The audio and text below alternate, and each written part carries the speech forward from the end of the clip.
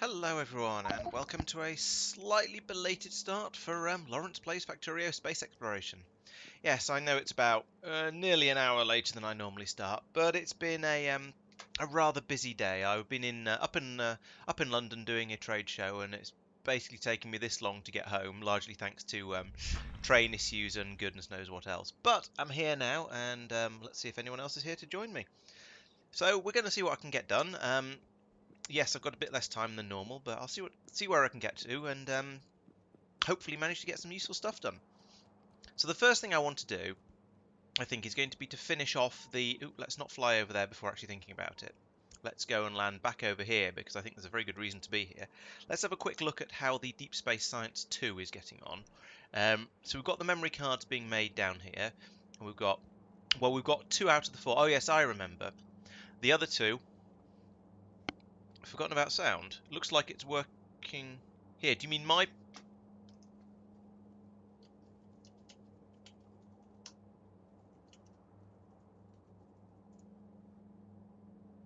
Oh, no, no, it shouldn't be.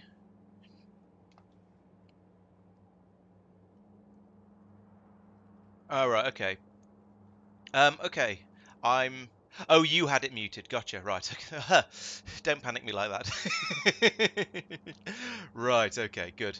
Um, Thank you for, yeah, right, yes.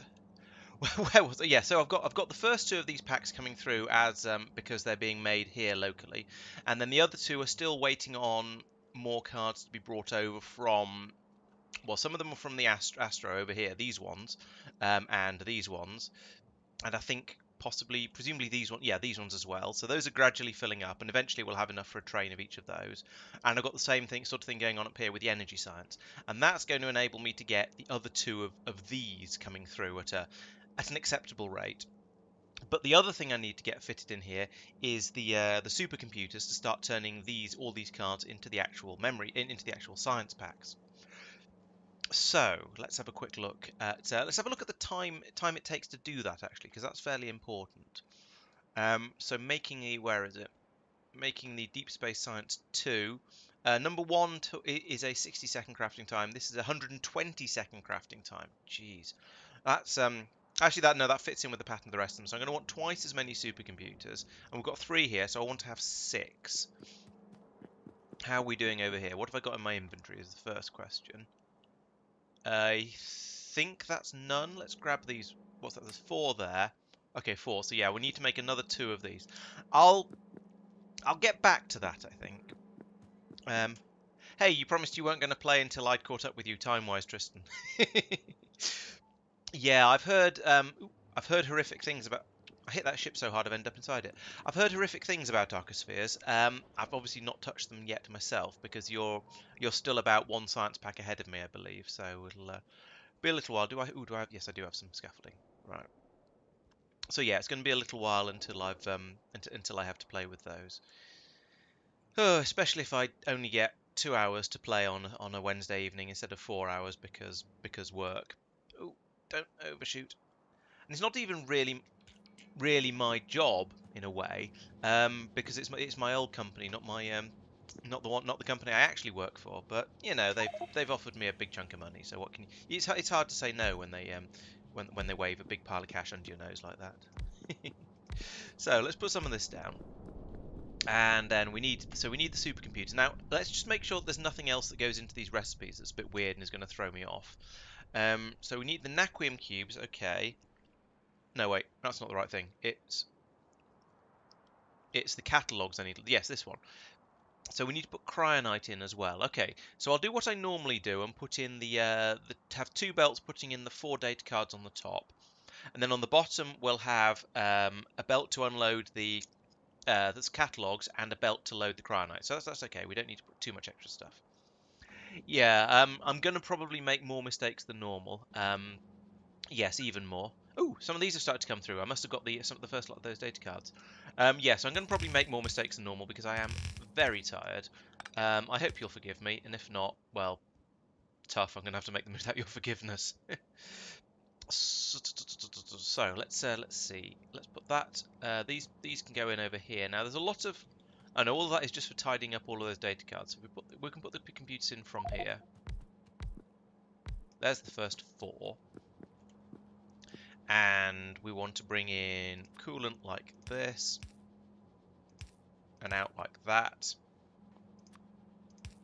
And we're going to have the 2 sets of data cards. So we're going to have those being brought in and cryonite being brought in, and then we're going to be also bringing in those data cards, and we're going to be shipping the cryonite out, and not cryonite, sorry, the catalogs out. So I'll need a little bit more room here, like so, and then we can run an input belt like that for the cryonite, and an output belt for the Dubries, you know what I mean, for the catalogs here, and that'll need to go over to a station. So none of that's too complicated. So we're making the broad deep space science catalogs there, blip, like that. We need to link that there and that there. Actually, let's put a pause on, where is it? Is the computer up? No, it is this machine. Yeah, let's pause that one for now, because we want to use up the memory cards that are coming up here and get them being used as a sort of a bit of a priority. So we'll do that. But that's going to be the inputs for all of these. So I'll copy that across here like this and this. There we go. Simple. That part's reasonably simple. We'll need more power as well. Down there like that, and then we go, those are started to feed in, excellent. And so we need to bring in cryonite and coolant. Cryonite, I believe, is being brought into here, yes, because we're using it for the first deep space science packs. So I can bring that all the way down here like this. Hurrah for the bus infrastructure system, because it just makes doing things like that so easy. And then I'll fill in some of these gaps as well, like that. There we go. And that's this one here. So what's the best way to do this? Let's bring it out on the left hand side, as in off to the right, and then loop it round. So that wants to come out there. That goes like that. Ooh, and I suppose technically it comes down here like that, and then we go all the way across here like this, and there's the cryonite feed. Simple. So it's just the coolants left now. So this is the super chilled. It's going to come across here like this. Ooh, perfect. I was just sort of vaguely measuring with that. I haven't even looked at how long a space pipe it was, but it's conveniently the right length. And then up here, let's put in another 15, and it might be another one of these. Yeah, it is. That's quite convenient. And then bring this across. Oh no, it's not. Actually, let's bring that up there. I think the only things that are going to be going down here are the medium temperature thermofluid, so I don't care too much about blocking that up a little bit. Right, that is now. I think that is now all hooked up and working, said with scare quotes around it, because it's not actually functional yet, but it's got all of the bits and pieces in there that it is going to need in order to start making this once the other bits and pieces arrive. So let's have a pickup station, like this one. That'll do nicely, I think. Wait, is this? Oh, this does seem to just be getting in junk data cards. That's fine. It is just a basic stations I need. So we'll have one of them, and this will need to be squeezed in down here like the. Is that in line? That's in line, like this. Oh, I didn't copy the damn. Enough for the station. Always do that. Copy, and this time get all of the scaffolding as well, please. Like that. There we go. Put that in there.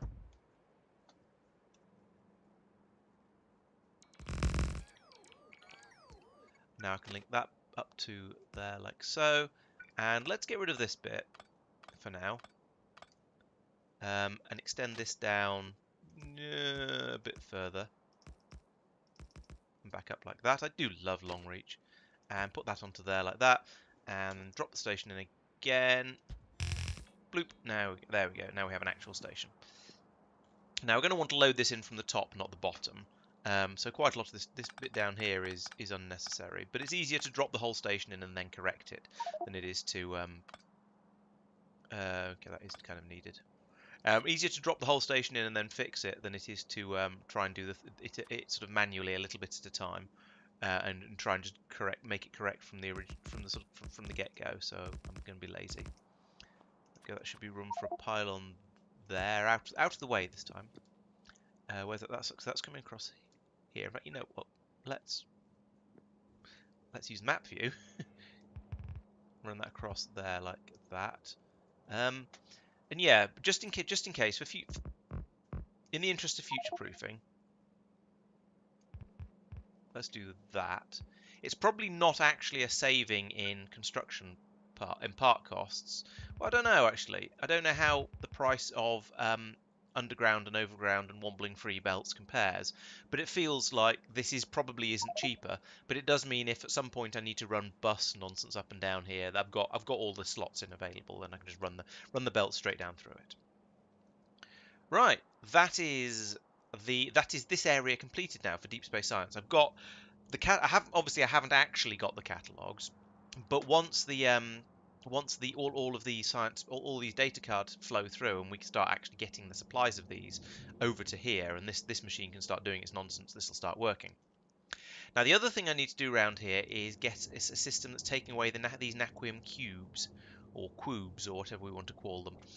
So I need to fit in another pickup station, and the question is where. Now, yeah, I could put it even further down, but I feel like that's just getting a little bit silly, and I'm going to want to start putting in other things down here at some point. I could possibly put it in here and do weird, horrible shenaniganery with the rails, but let's try that while I'm sort of out of range of it. Let's put a station in here. And then just see what I can do from here. How horrible is this going to be? I mean, to be honest, that is no worse than what I've already done. So let's do that. It's still a bit cringe-inducing, but it's not that bad. And it'll keep things up here out of the way. This whole area, I don't like the way all these lines are winding around each other, but it's okay, I suppose, really. The trains won't get too lost, it just looks wrong. Okay, so that means I can now paste this station in here once again. And we then need to run a belt from somewhere around here. So yeah, let's split it off here. This is as good a place as any because there's not much else going on here. And then I can do this. So many... I don't... What? Oh, there's another one being weird here, is there? Okay. Yeah, okay, so I've done bad things with my buses around here. I'm a little bit ashamed, but what can you do? Sometimes producing things a little bit ugly it just sort of happens as you're trying to get things under control. Right, so that's going to be my Naquium cube area. Why is that belt doing weird things there? Let's just get rid of the weird from it. There we go. These can now all load up to to that level. Let's not have this being... Wait, what? Right, oh, so I edited this one. So these are all now... Yeah, these are all only going to accept a single row. Any more than that, I think, is going to get crazy, especially with something as expensive as Naquium cubes. Down here, we'll do the same thing. Once these start to come through. Because we don't... In fact, these should actually... No, these should be 7s. because that is a train load. And I don't want to have too many of these stored because they're so expensive. The junk data cards, I don't care. They can fill up as much as they want. That's not a problem at all. But these ones, I want them to. I want it to be right, to not overfill, because in theory these will fill up until they're full, until they won't take any more, because they are pull things. So something else says, "Hey, I need the stuff," and it gets taken over there. The junk data cards should always be taken away, and we want plenty of storage space just in case it does get a bit overfull. Okay, that's that. The next thing is what I was looking at before, and Tristan quite correctly corrected me, is these is actually turning the catalogues into the Deep Space Science Pack 2. That's not actually going to be too difficult. The only extra thing it requires that isn't already up there is an Equium cubes. Now, yes, I know those are expensive to produce, but I'm still working on the theory of getting everything running slowly and then going in and seeing how the speed is going and boosting it up as required. So, flitting up all the way to here, we now, I think, see, there's something that needed fixing around here. Yes, you're okay. So you're doing this is doing the Deep Space Science 2 catalogs. So up here we have right. So we have the inputs as before. So there's this one. This is the extra one that's needed over normal space science packs. So we're going to need to plumb in some. Oh, it's up here in this particular case. Maybe I'll feed it in on the end. Or maybe I could nudge this across a little bit. Have I done it down here? Okay, so here I'm bringing in the coolant like that, and then the neural gel like that. There isn't room to do that here. Now this is going to require neural gel input probably here as well. So I think what I'm going to do is I'm just going to go in the front, and that's not. It's not quite ideal, but it'll have to do. That won't reach up to there, will it? No. So let's do that, and then that, I guess. So there we go. That's the neural gel that's needed there. That's that one sorted. Then we've got the inputs like any other science pack. So we've got the previous tier being brought across here. We've got the significant data here. Then we're going to just need the cubes and the catalogs. So hopefully this is already going to be set up to put the catalogs into the right place. We've got this one will be Deep Space Science catalogs 1 and 2. So we've got the ones being piped off this way and the 2s coming up here onto here. So this one needs to be the Naquium cubes. Now, is there any room left on this station over here? There is. So we've got 1, 2, 3. There isn't, because we've got 1, 2, 3, 4 for the catalogs, and then this one for the first input. So we are going to need another station here, a bit like I did with the biologicals, because there were so many different weird and wonderful, or weird and unwonderful types of catalysts needed. Hey, Sopkal, welcome to the stream as always. Sorry, as I was saying earlier, sorry I started a bit late, but work happened. Yeah, you know how it is. And if you don't, well, you'll probably find out at some point. So let's make a copy of this station because it doesn't have a weird liquids thing going on in it. So I'll grab that, put that in up about here, like that, and we'll flit over and get that built up. Oh, I didn't remove the that before I built it. Before I put the no. I hope there aren't any trains doing it. There are trains doing something stupid. That was obviously my fault because who else is playing the game? But yeah, are there any? Which one? Wait. What? What are you trying to get? No, go back to the depot. Right, that's the only train that's doing anything here. So I think I got that just in time. I don't know why it was. Oh, the scrubbers come. The scrubbers come from biological science production area. Okay, good. Right, that's less of a crisis than I feared. Okay, so that's sorted. So we needed to order some Naquium cubes. Now how many? What do they stack to? I'm going to guess probably 10. That sounds. So let's say minus 100 on there. And that'll probably work. What has happened here? Why? What? Why has this not built properly? Okay. There's no empty space there. I just checked.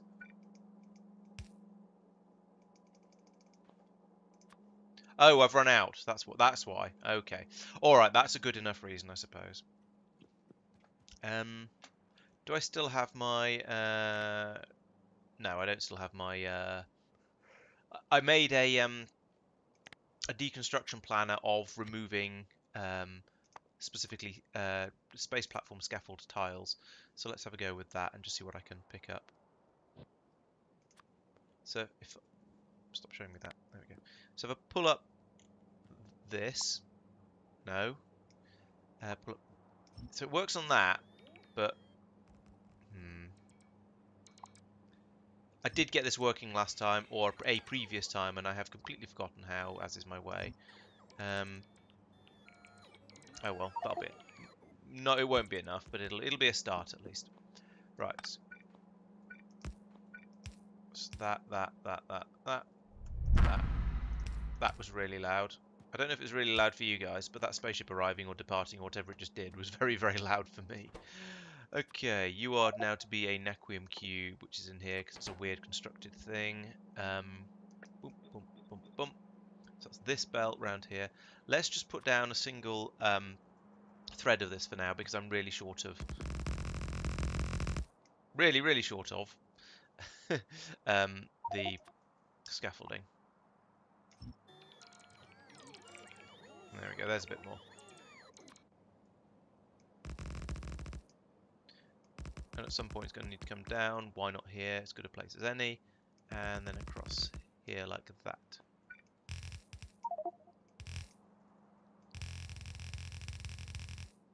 Oh, goodness sake, running out of everything today. There we go, I'll put a bit of that in as well. Okay, so that'll bring the Naquium cubes over here. They'll go under here, they'll onto this belt, through here, and into there. And now that's going to be me making the Deep Space Science 2. So, is this all happy now? So we've got the looking at the outputs, yes. So this is the same side. We're feeding both the but 1 and 2 onto here, and so hopefully at the other end, let's go and check. Oh, wait a minute. We're going to need to pull out. Okay, we're splitting both. Oh, yes. Okay.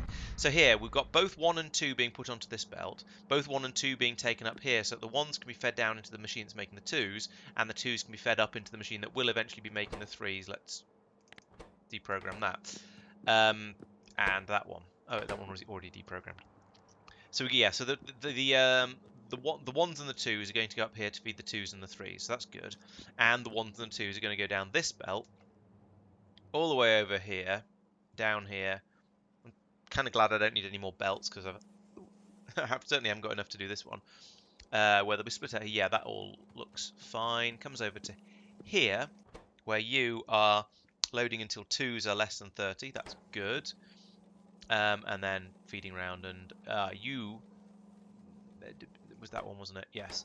This belt, this splitter here, needs to filter out Deep Space Science 2.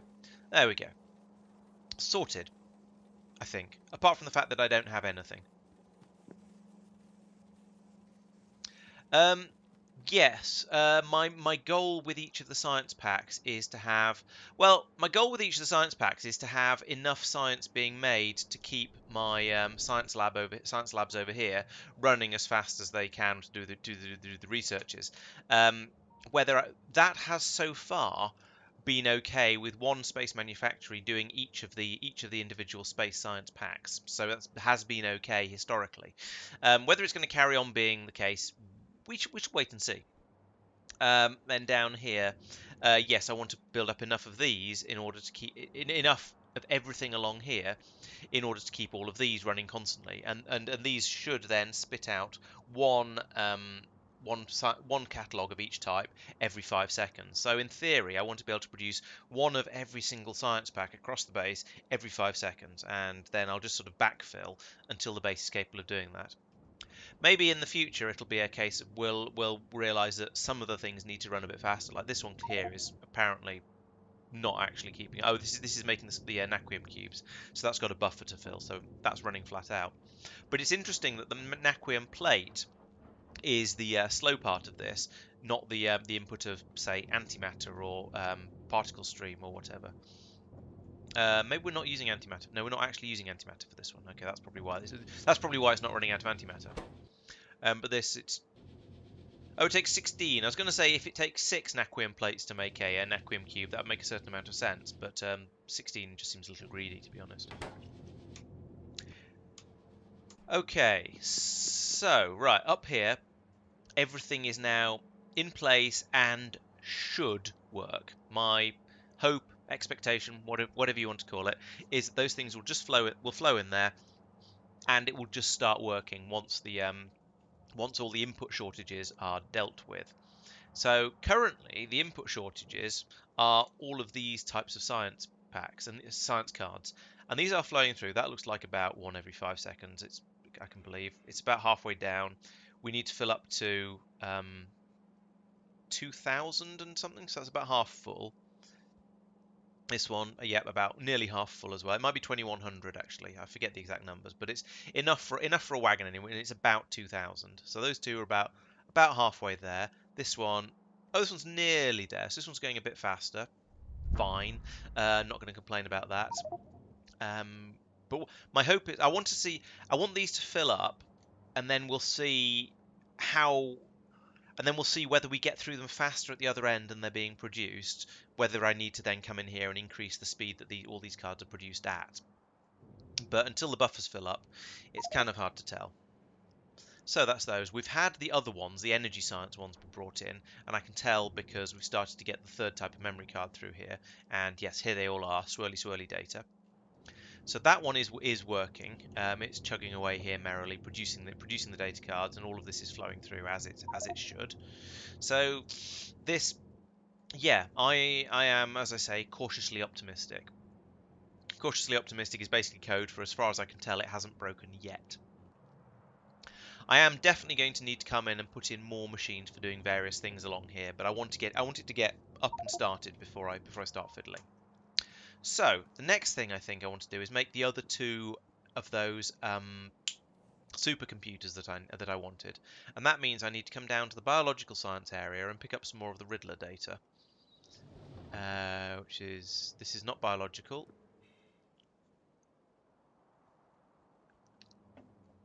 Nor is this. I flew in completely the wrong direction. Here we go, biological.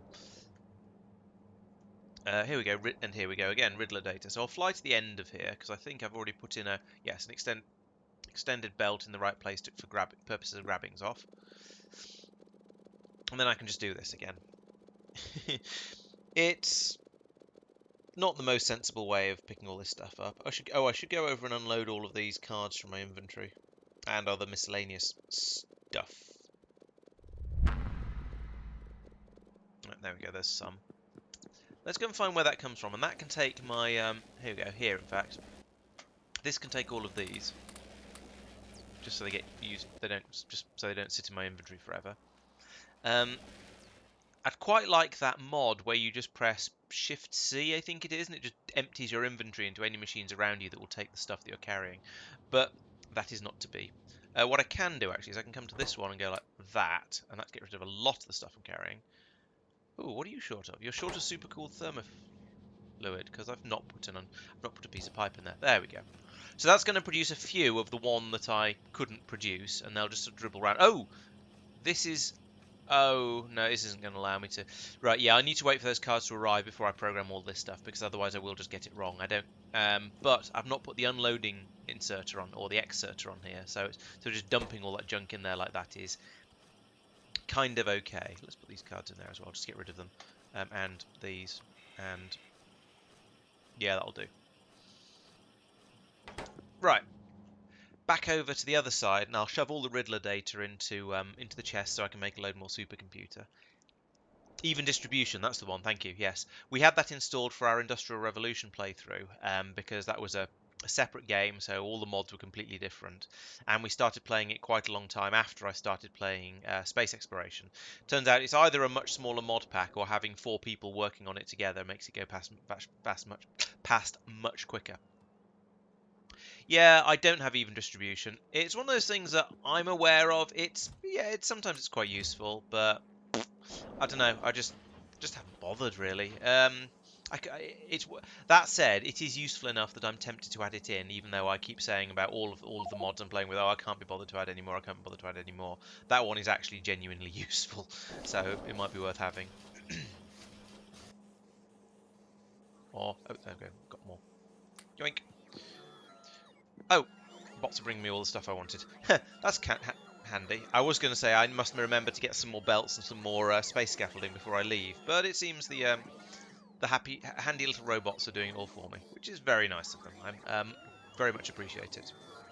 And I'll try and make it easier for them by flying a bit closer to where I think it's all coming from. God, bots are noisy. Let's just fly up here with them all. It's all going to come from around about here, so how much have I got?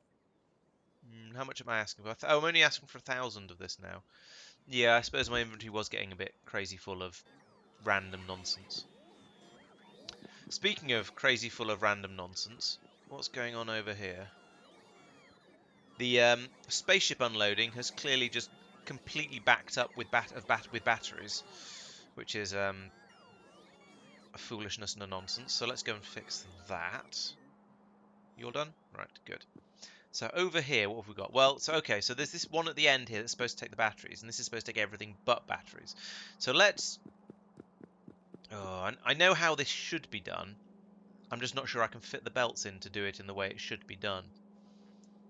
And what I could do here, yeah, let's put in a splitter here and say batteries to the left, everything else to the right. We can go up there and we'll just insert it in here.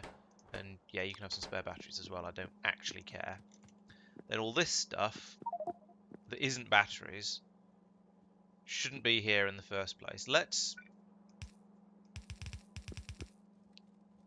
loop this back round.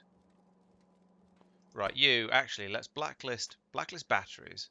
Because I don't want to just pick all this nonsense up because it's going to fill my inventory with, well, nonsense.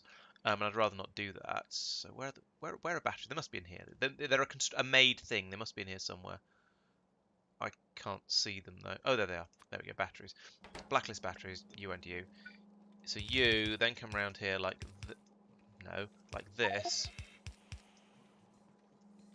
Do that, and then we'll just feed the batteries round and round, until finally these bloomin' inserters manage to sort everything out.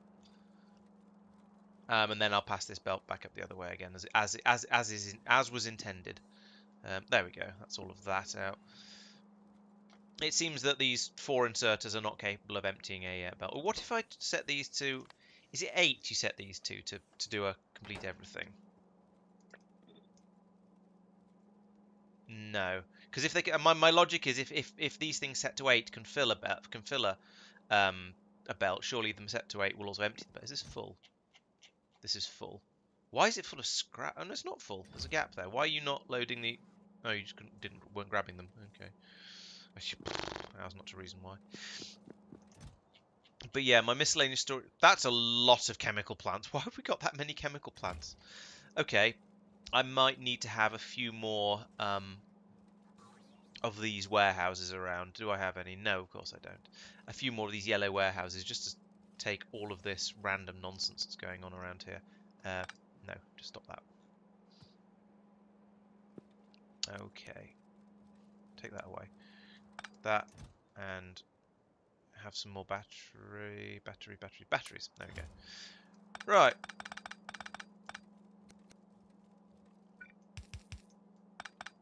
Finished. That's that cleared up. You might well be right, but now it's going to load them into here. The batteries are all getting dealt with now. Yeah, you're probably right. Oh well, worth a sort of try, and not very hard to try, should we say? So that means that now this spaceship can start unloading properly again. We're getting out all of this space scaffold, which I need, all of the whatever else this thing's holding, all the science packs and things. There's quite a lot of stuff in there. That's good. Um, this is all now coming through. Happy, happy. Good. This seemed, yeah, that's declogged that. I've come along with the old toilet plunger and sorted out my rocket. Right, let's go and put down those other. I don't know why there's so many chemical plants. I probably screwed up a number somewhere or other. But to be honest, chemical plants are cheap at this stage of the game. So they're basically anything that's made on Norvis I consider to be cheap. And then to an extent, anything that's made automatically I consider to be fairly cheap. So yes, it's a bit of a waste. Yes, it's a little bit of a shame. But it's not serious enough for me to really care. All that stuff is just it's just stuff that turns up, and I will probably find a use for it all sooner or later. And if I don't, it'll at least stop any more of them being brought up from down below on Norvis. So I can't fix it. I can't send them back down there to fill up previous buffers. So I might as well just leave them there until I sort them out and until I get used up for something. Now, did that make a few? Didn't make a few. Hmm. I was expecting that to. Oh, of course, they're all just accumulating in here. So we've got some made in here, but I haven't put the output exerter on because I need to program all of these. That's why that's like that. Okay. So I am now for this. I am very much just waiting for these to fill up, and they've got to 1,000, so they are halfway. Great. That is now just going to have to sit there and idle. I can't do anything else with Deep Space Science until all of those are filled back up again.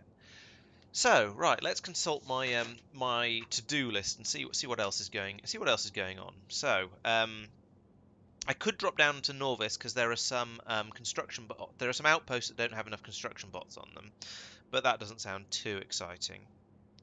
I don't really want to go. Well, I could go back out to Realm of Shadows to put in some more Naquium mines, but Naquium seems to be okay at the moment, kind of, sort of, maybe mostly. Oh, I don't have enough coolant up in the science park. Was that something I fixed, or is that something that's just I talked about? I noticed and went, oh yes, that needs to be fixed, and then haven't yet. Oh yes, I came in and put in this as well. So we've now got 8.2 thousand in there. That's kind of okay. That I don't care about because not much uses it. That one I don't care about at all because yeah, and this one is the flush back down. So how are we doing here? Why is this stopped? Because that isn't full. Oh, oh, I see. Right. So we've got to that traditional problem where we've got so much of the warm thermofluid bubbling around in pipes and trying to push through. This is choked. Okay, well that's a problem I'm familiar with from before. And basically the answer to that is just go up there and put in a load more tanks to catch the extra buffer. Um, Infinite loops of what? Chemical plants? Or are you talking about something else? So over here, I need to come in and put in some more tanks around here. So yeah, that is all wired up correctly. So that's fine. So let's put up 1, 2, 3, 4, 5, 6. Put down some more of this. Sure. That, that, and then put down some cable like this.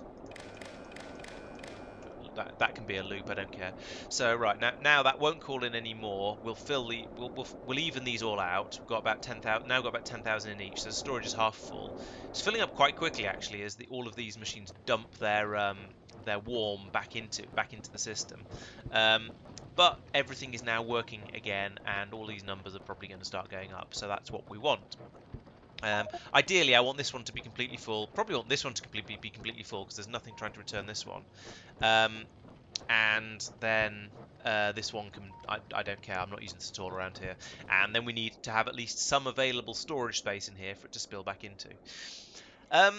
Right. So stuff I'm bringing up from Norvis. I have what I refer to as my shopping list, which is on these constant combinators here. These are hooked up to say I always want to bring up. Let's see if we can find the actual chemical plant one, because it is possible I screwed up somewhere. So let's check this out because it's a good thing to. It's good to make sure I haven't made a horrible mistake. I don't see chemical plants. Oh no, there. Oh, 300. So there should be 300 chemical plants up here, and this signal gets sent. This is minus 300. That gets the number of chemical plants we have in storage gets added to that number. And oh yeah, there we go. You can see 1.5 thousand on the right hand side there. So it has gone a bit silly. But we add that 1.5 thousand to the minus 300, and if that number is less than 0, then we load that many onto the spaceship that comes up from Norvis, and it'll bring up a load more and feed them, put them into storage. So there is feedback on the system that brings them up to ensure that we, in theory, don't bring up more than we need. Something has clearly gone wrong in there. What's probably happened is that there's been a load on the spaceship that haven't been being measured, and there's been a loads and loads on this belt all the way down here, and those have all been counted. What the bloody hell? And I think the same has happened with efficiency modules, and for some reason, rocket pods as well. Those are weird things to be brought up here. Why am I requesting rocket pods? What? That's very strange.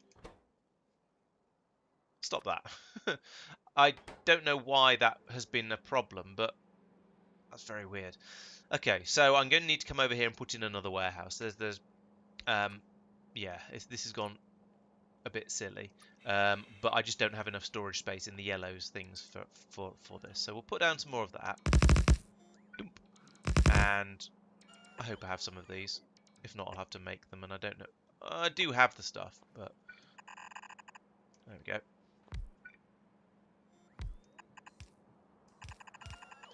Well, I've got that many. That's enough. No.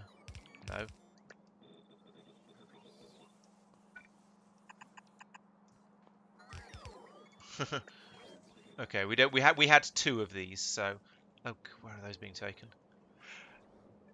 Oh, I bet there's some really dumb thing where there is actually a loop where the rocket pods are being requested somewhere.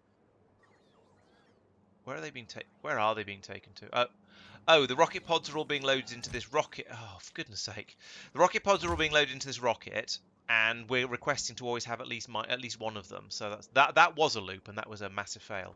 The 1K of what? Sorry, there's enough lag between you saying something, no, me doing something and you seeing it, and between you saying something and me noticing you said it, that I'm afraid I don't know what you're asking about with the 1K.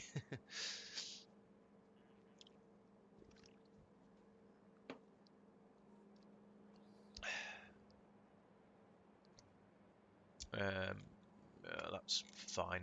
There's not very much stuff left up here, so I'm sort of okay with that. Why is there rocket parts on there? What is coming up on this spaceship? Let's have a look at these. Let's have a look at the shopping list and make sure there isn't anything stupid on here. So those are useful. Those are useful. Those are useful. Yep. Oh yeah, that's for keeping the logistics bot supply happy. Why is that a positive? That should probably be a -1. So I mean, I can imagine wanting to have one of these up here because they're useful for if I go off and want to build something and can't be bothered to go down to Norvis. Lasers and rocket fuel. Yep, they're all good things. Pipes, assembly machines, belts, science. Life support, more science. Satellite telemetry, if there is any down there, I want it to come up here, so that's good. And that one, space scaffold, that's good. Right. Resources are not unlimited. I mean, I have a lot. Most resources are cheap. Resources for making things like chemical plants that are vanilla buildings and are pretty cheap they're not unlimited, but I have such a large. Oh crap! I just realised what I've not done. No, I've not wired in the. I've not wired in those new warehouses I put in. So that needs to be connected to there and there. Otherwise, their contents won't be counted towards all of the stuff that's being requested. So that's very important, and they need to be linked into the system that goes all the way over to the other end, down one very long red cable. So I'm asking for the chemical plants are used in some of the machines that are built up here in space. I couldn't tell you which ones off the top of my head, but some of these sort of machines that are used for deep space science, or sorry, for space sciences, require chemical plants as one of their ingredients. So I'm bringing a supply of them up here so that I always have a supply for putting into the stuff that I'm building up here in space. So that's why I need them. That's a good point. I could do, couldn't I?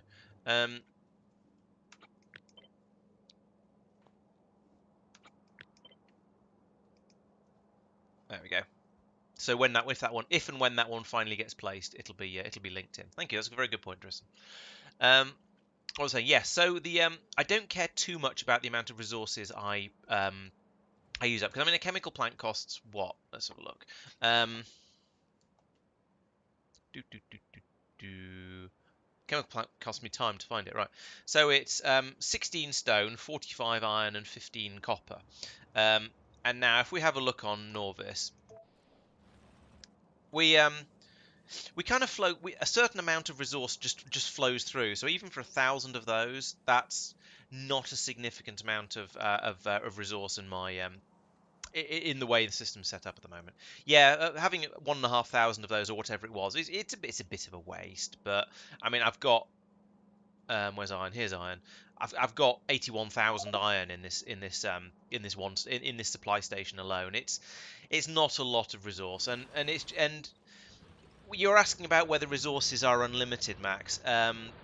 Then technically, well, I mean these core mining drills are literally unlimited. They will keep going forever. The only problem is they're a bit slow, and the more of them you put in, the slower they get. So 6 is where it starts to get a bit unnecessary. I'm sorry, a bit let's just say the return on investment isn't great beyond that. You use huge amounts of power, but you don't really get much more resource. So I've got more of these happening on other planets as well, which these spaceships are supposed to drop in, unload the stuff, and it all flows off. But at the moment, I'm not actually using enough of the exotic materials for it to bring out a decent enough core fragments back to go through here. So we're pretty much just using the ones that are on Norvis. But yeah, it's okay. I've got enough coming through that it's basically all right. I'm reasonably happy with the way this is going. How much copper do we have, incidentally? 23,000. What does it then? 90. There's a negative set on here somewhere. Must be the green one. Must be along here. Yes, here. Minus 75,000. Okay, so we should be requesting another ship to come in with a massive quantity of copper and core fragments. But yeah, it'll be somewhere buzzing around. I'm not going to worry about that too much at the moment because things seem to be ticking over. There's how the resource supplies. There's 52,000 in there, 24,000 in there. That's more than trains worth. 60, 60, 86, 12. Okay, that's a bit short. 13. So things are basically okay. Yes, it's not a separate power grid. It's per planet. So I've got 6 on this planet. I've got 6 on probably. Yeah, I've got 6 on this planet. Although these have all backed up, so they've gone to sleep at the moment. What the hell is going on here? Why are you sitting there like a lemming? You're waiting for a full cargo. What? Oh, oh, I see. Let's get rid of that. There we go. That's that problem probably sorted, except it's going to happen in all of them. Oh, stupid thing. Right. Oh, there we go. I'm going to have the same problem here as well, though, with that 4. And this one, 39. No, right, okay. So, that wasn't what I actually meant to do, but never mind. Do the hell they like with the rest of it. Okay, so what happened here? That's a bit ridiculous. The stone shouldn't be coming down here. The stone should all be being filtered out and being sent off elsewhere. But apparently some of it is slipping through the gaps. Apparently I haven't set this up as cleverly as I thought I had. But still, that ship is now gone.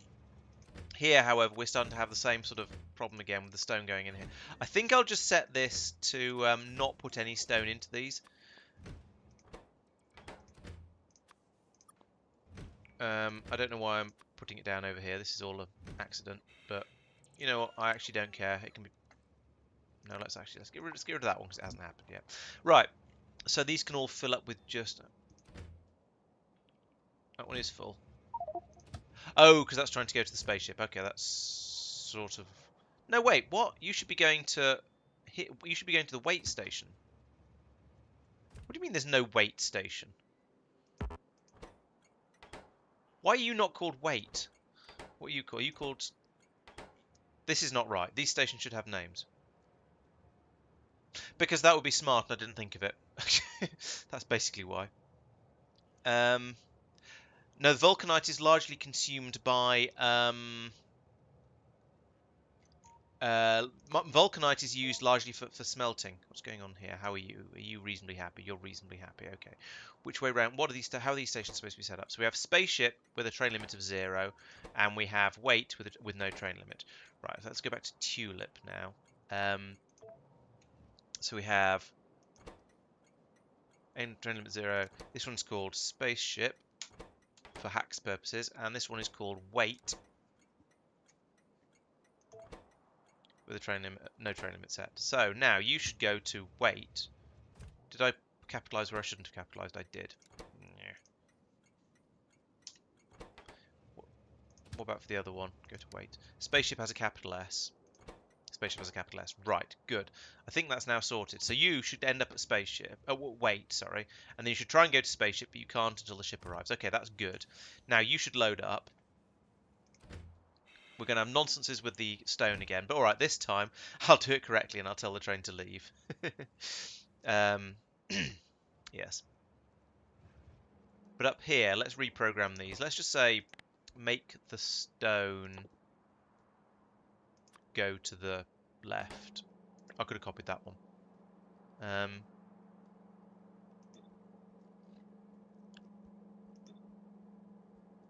Yeah, because I'm getting through stone fast enough here that I don't need to have a clever filtering system. I can just shove all the stone off down this chute.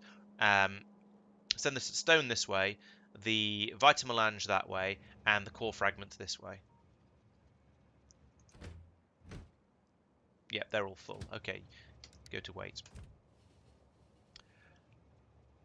Right, now when the spaceship comes back, this should, fingers crossed, all work properly. Okay, well I'm glad I spotted that and fixed it. So yes, vulcanite. Back to Norvis. Vulcanite, basically all of the vulcanite goes in. Actually, this vulcanite probably actually does get turned into rocket fuel, but most of the vulcanite that gets this vulcanite that gets brought over from Myokin, it's already been processed. Goes into the station here. That all gets taken over to here and is used in the smelting process. Because if you smelt using vulcanite, then 8 ore turns into 12 plates. So it's 50% more efficient in exchange for using a piece of vulcanite. So that's very, very worth having. I've also pumped these full of tier 3 productivity modules as well to get even more out of it. But the vulcanite also gets a significant chunk of that. So because I'm using quite a lot of the resources, partly because I'm wasteful and partly because just I use a lot of resources because it's a big factory now. Being able to multiply it all by 50% here because I'm pumping it through the vulcanite processing system is a big saver, and we're doing that for everything: the copper, the iron, the stone, steel. What's this one? Oh, more steel, and the glass as well. So all of those are they're not being doubled, but they're being plus 50%ed, and that and with the here, these should probably actually be boosted again because I don't know. I don't know. I don't know whether I have too much stone or not at the moment. That's an interesting position to be in. Yeah, so up here with the extra boost from the modules, I'm getting a plus. So getting plus 50% from the vulcanite processing, then I'm getting plus 40% from the modules. So that's plus 90%. I am almost doubling the amount of iron I get out. Actually, no, they probably multiply, don't they? So it'll be 140 plus times 100, 1.4 times 1.5, which is going to be more than 2. In fact, it's going to be 2.1. So I am more than doubling the amount I would get out compared to just shoving it straight into a furnace. Mines on Norvis are in theory not being used. In theory, all of my ore that's being used comes from this system, which is from all the core mining and that's going on all around the solar system. However, if these stations run dry, which this one's a little copper's a bit low actually, but other than that, if these do run dry, there are some little mines. There's an iron mine up there that's still hanging on just about. There's a copper mine here that is trickling through, and as you can see by the fact that this is still moving, we have been using a bit of copper from here, but there is almost 70,000 in here, so it's not been used for a while. There's a bigger copper mine over here. This one is still moving as well, so it stone is not on the other, however. So it looks like we are still using a bit of iron and a bit of oh, I didn't look at the iron. I just said look there is a mine. It looks like we're still using a bit of copper from Norvis, which is why I set up the system on. Let's have a look at gear often while we're talking about this, which is why I set up this one, which is just pulling up pure copper and copper fragments and shoving all of that in here. So these trains are 3/4 copper and then a little bit of stone and a bit of core fragment. Are these running slowly? Are we short of power? Oh, looks like there's stupidity happening with the power system because I've not got enough of these turbines. Why is this being weird? I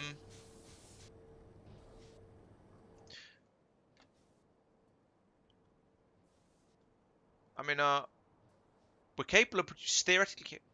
What? What the hell's going on here? When it's happy, it's at 250 megawatts, right? So this 500 megawatt heat exchange should be fine. Now, what normally happens when these things go screwy is this thing is slowly. Is there a water shortage? There's a water shortage. Oh, yeah. Okay, so we're supposed to be getting water delivered here. Obviously, that's clearly what this is for.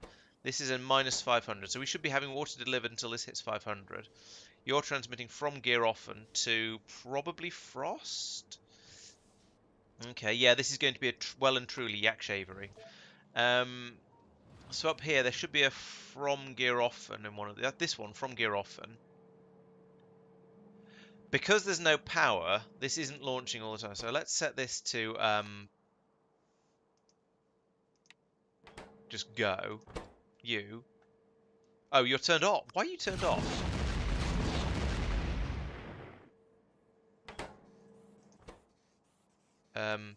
Yeah, let's turn that back over to being like that. Why was that turned off? I must have been debugging something or something equally ridiculous. You should still be going. Oh, there's no power. Yeah, there's no power. So the power is glitching back and forth. But now we're starting to produce a bit more water. That power should start working again. In fact, let's leave that so we can be sure that it is working properly. At least for now. Have another look at gear often. All right, there we go. Yeah, so this is now going to melt the ice. We're going to very slowly get more water in there. Yeah, okay, yes, you're right. You're absolutely right. We ran out of water, so this whole thing just fell apart. That's now sorted. Power is now still not stable. Water has 1.92 has 2,000 of it in there, so that should be that's now okay. This is still bursting.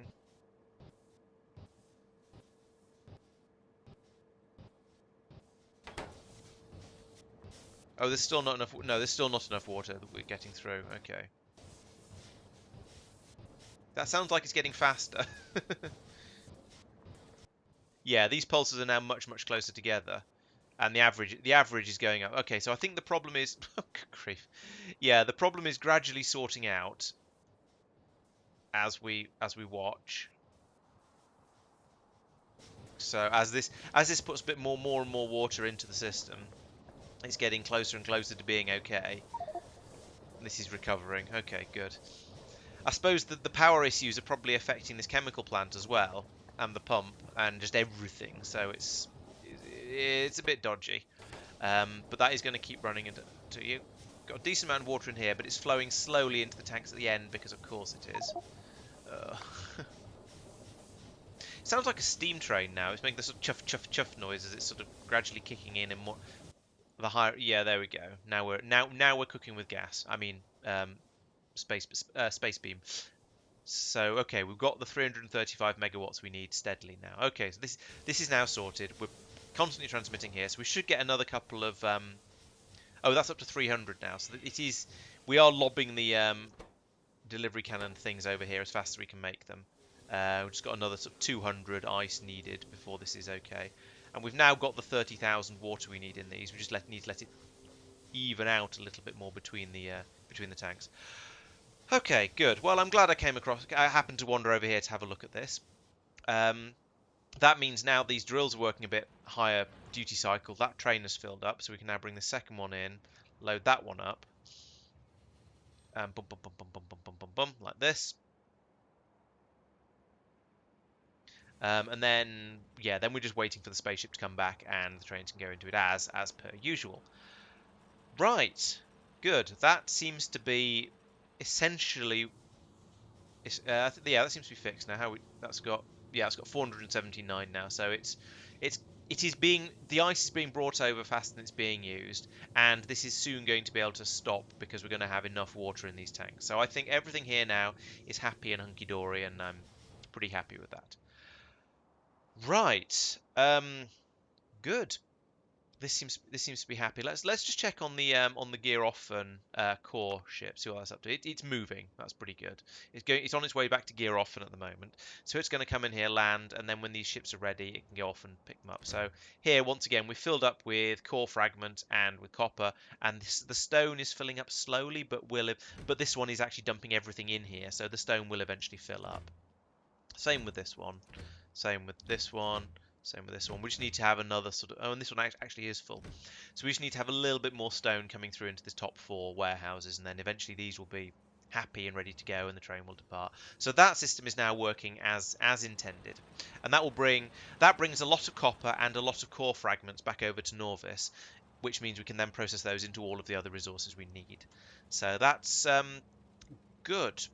Now, where was I? Oh yes, I was in Norvis orbit, thinking about thinking about whether we had any of these data cards yet, and the answer is probably no. The answer is still no. How are we getting on with those? Let's check that while we're thinking about it. 1.3 thousand. Okay, so it's near, but it's about 2/3 of the way there. This is indeed a slow process. What else was I thinking about? Coolant in the science park I sorted, didn't I? But I didn't cross it off on my list. That is now presumably everything full and happy. There's still only 10,000 in here, so these are all running though. So I think this is just that we are still using up the coolant quite quickly. So these tanks just aren't filling up because it's being used almost as fast as it's being made. However, it is at almost 10,000, so it's gone up since I last looked at it. And it's not, so more importantly, it's not going down. So we are okay right now. However, once this starts running a bit more constantly, we've had another delivery of whatever it was that was stopping this before. When this starts running a bit more constantly, then we may see problems. We shall, or when this one kicks in as well. But for now, I'm happy to just sort of ignore that for now. Oh, I didn't finish this off. Why did I not finish this off? Because I'm a muppet mostly.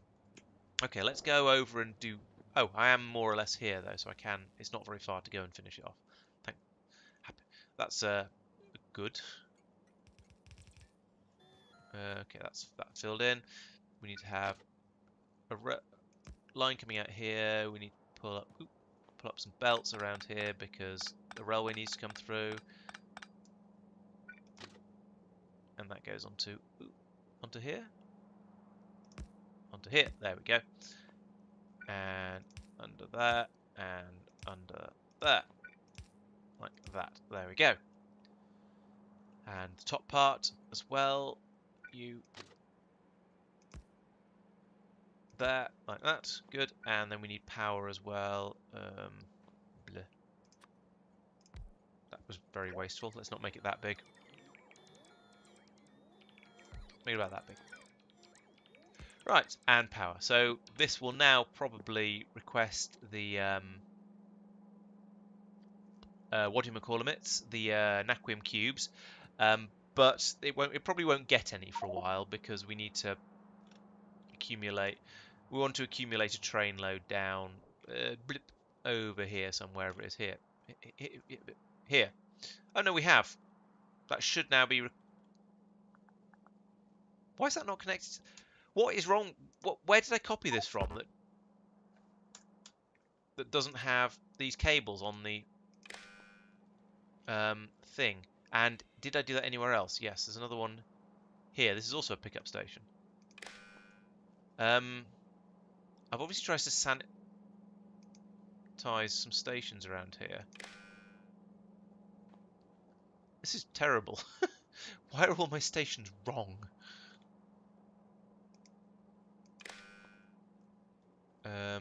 This one's okay. This one's actually linked up properly. Okay, that's a bit of a surprise. What about up here? How are you? How are all these doing? Where is this? No, that's there. Up here. This is where I mean. That one's wired in. That one's wired in. Okay, so these ones seem to be okay. I I could force a train. That doesn't make sure everything works though, because it doesn't make sure the train summoning works properly. But I do see what you mean. I could, but it's three different trains, so I in theory I don't need to blueprint them because I can just copy and paste them from wherever's handy, and that way yeah, but yeah, it would be a fairly sensible thing to do though, wouldn't it? Yeah, you're not wrong. There's some funny business going on with signals around here, though. Is there one missing? Yeah, there's one missing on the exit to this station. If only I was blueprinting them. You're not wrong, I have to admit.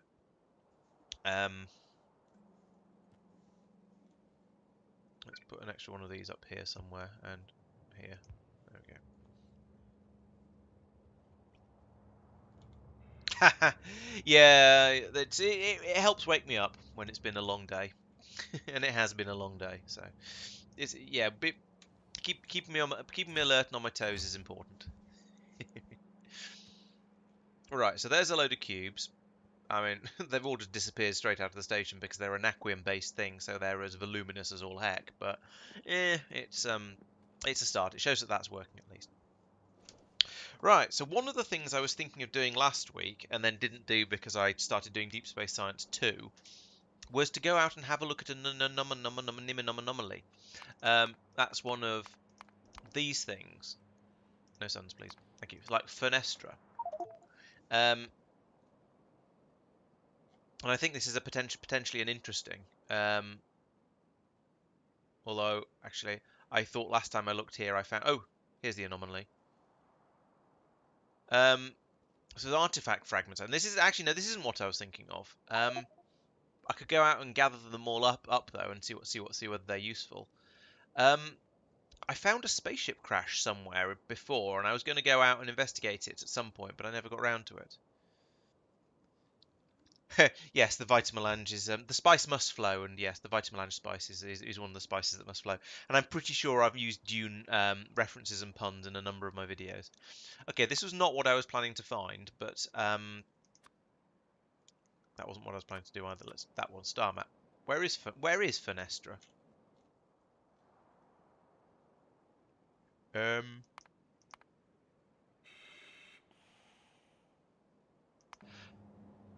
I was expecting when I went to view Fenestra and then went to Interstellar Map. So it's somewhere out here in the unknowns, is it? Okay.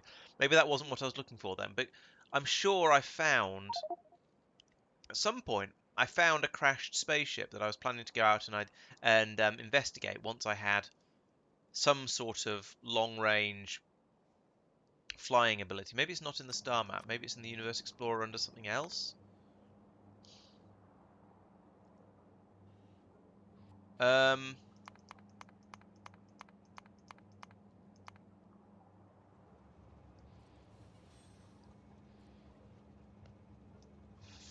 Flags. These are flags. Yes, flags don't show me anything apart from where I've been. Um, and the pyramids. You think it's off northeast of here?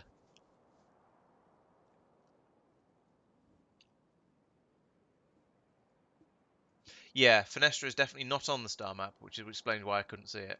Um, no, it doesn't seem to be anything. I'm sure I found a crashed spaceship at some point. Let's flight. Show hide statistics. Show hide anchor info. Show hide danger zones. Delete surfaces. Um, oops. Engines Explorer star map. Yeah, I am confused because I could have sworn I found something. Maybe I need to do some more.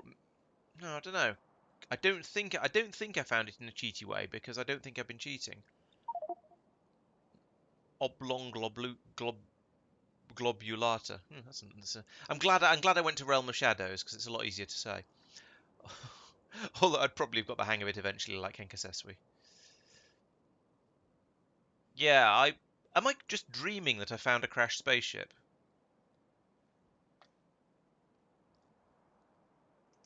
Yeah, in the Universe Explorer there is you can show anomalies. Let's go and let's go and try and see. I don't need to go over there actually. Let's see if I can tell one of my spaceships to go to Fenestra and how long it reckons it will take.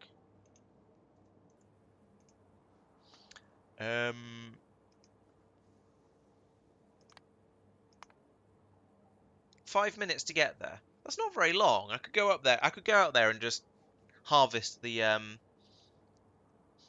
bits and pieces from the anomaly.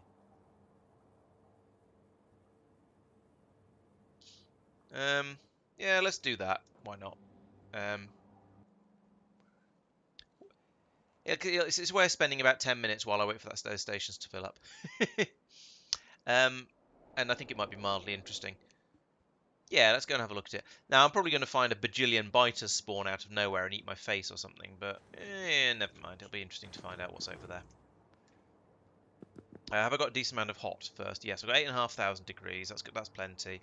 I've got tanks are full because I actually get that refuels automatically.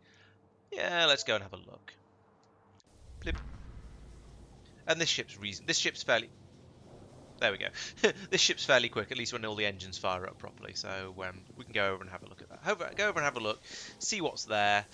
I mean, it says it's all pick upable stuff. When you mouse over it, it says expected resources from gathering it. So it's pick upable, and then maybe I can reassemble it into an actual Stargate, and who knows? I don't. Position tab on this one.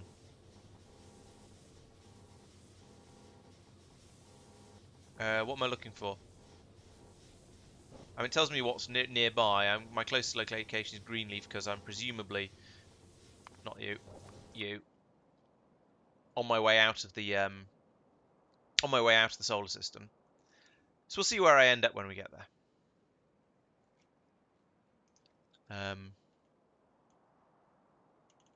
Yes. Oh right, okay. All right, I'll leave that open and keep a sort of vague idea on it. Oh, so you're saying it won't actually the 4 minutes is just to get out of the no, out of here or something. No, that's probably not going to be 4 minutes. But okay, I'll keep an eye on that as we leave the Kaleida sphere of influence and see where we go. This is another surface, and I can explore it on the map up here. Fill in the gaps. There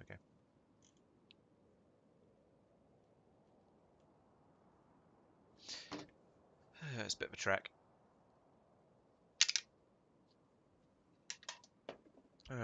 At this rate, it may actually take 4 minutes to get out of the out of this system. I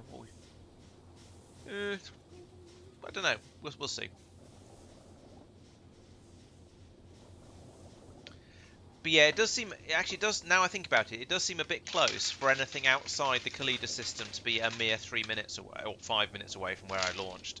So it does feel like something slightly funny about it, but we'll see what happens.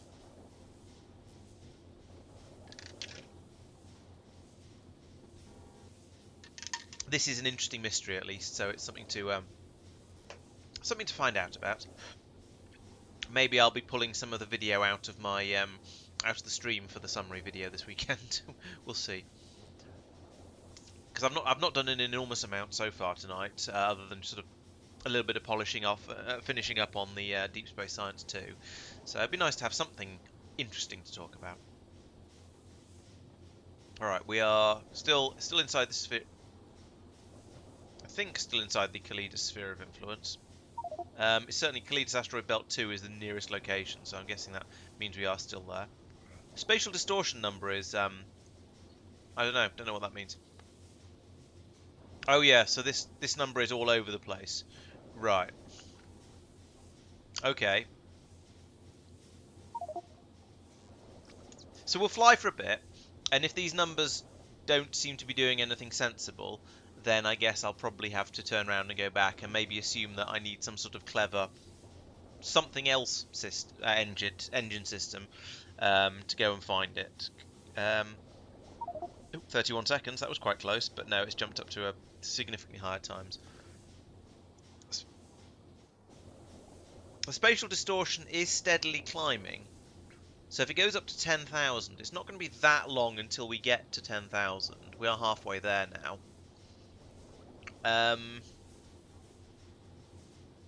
Sure. Okay. Let's keep going until we get to 10,000. Let's see what the star map says of where we are. That's helpful. Just nowhere. Okay. Great. I have left the universe.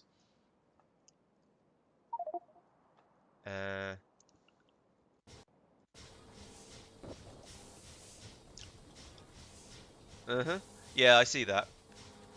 Travel. There's no distance to destination. Well, actually, that's not quite true. There's distance on one of the signals that comes out of the. Yeah, the distance is all over the place as well. You can see it on the right-hand side there: 13,000, 7.7,000, 28,000, 16,000, 5.1,000, 10,000. Yeah, all these numbers are all over the place. The only one that's doing anything sensible is the spatial distortion, and that's steadily increasing. So let's take let's believe misdirect and see what happens when it gets up to 10k, because it's practically there now. Yeah, exactly. So the travel time and the distance is jumping around all over the place like a loon, so is the travel time. That's fair enough. This number is, as I said, is the only one that's doing something remotely sensible. Ah, and we're here. Good.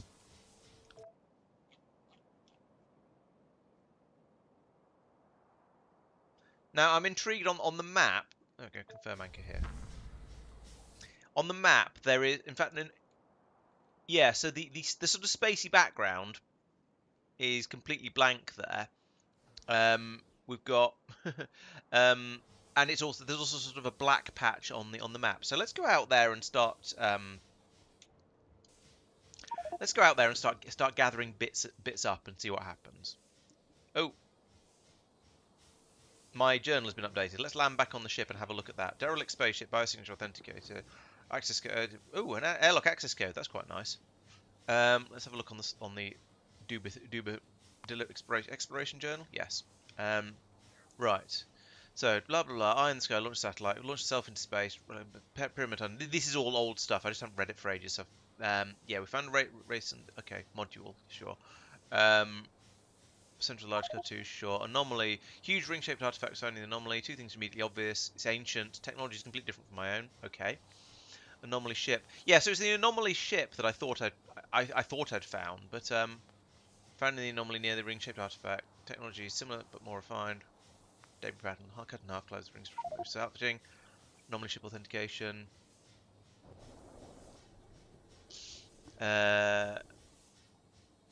Okay. Good, so got an access code. I hope I don't need to remember that.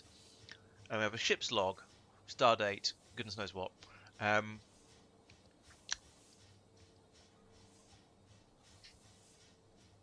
Navigation war, no, insurance.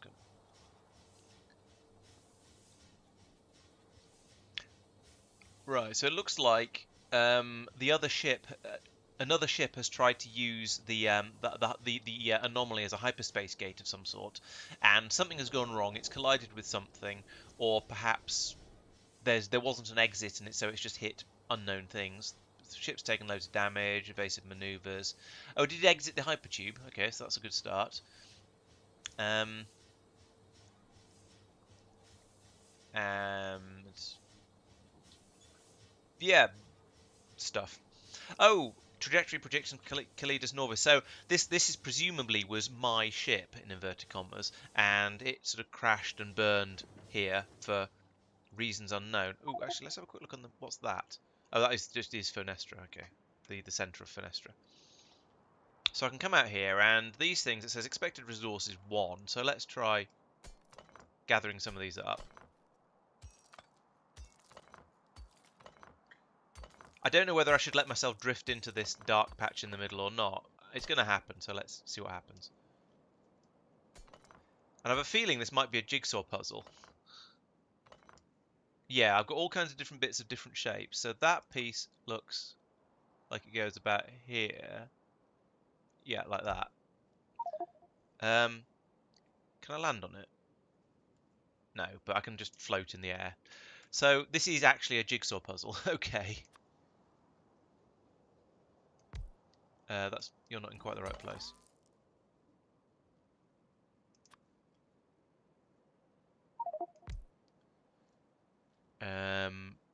What else have I got? That's a sort of a...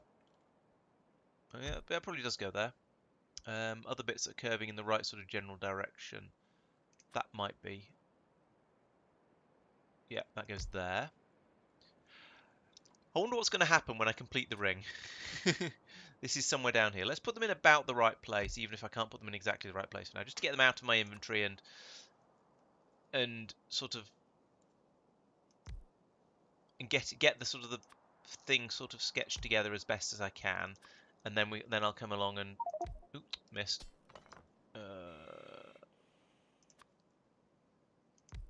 And try and yeah, floating is not easy here. Is that no? You're down here somewhere. There, ish. That could be this. No, that's down here too somewhere.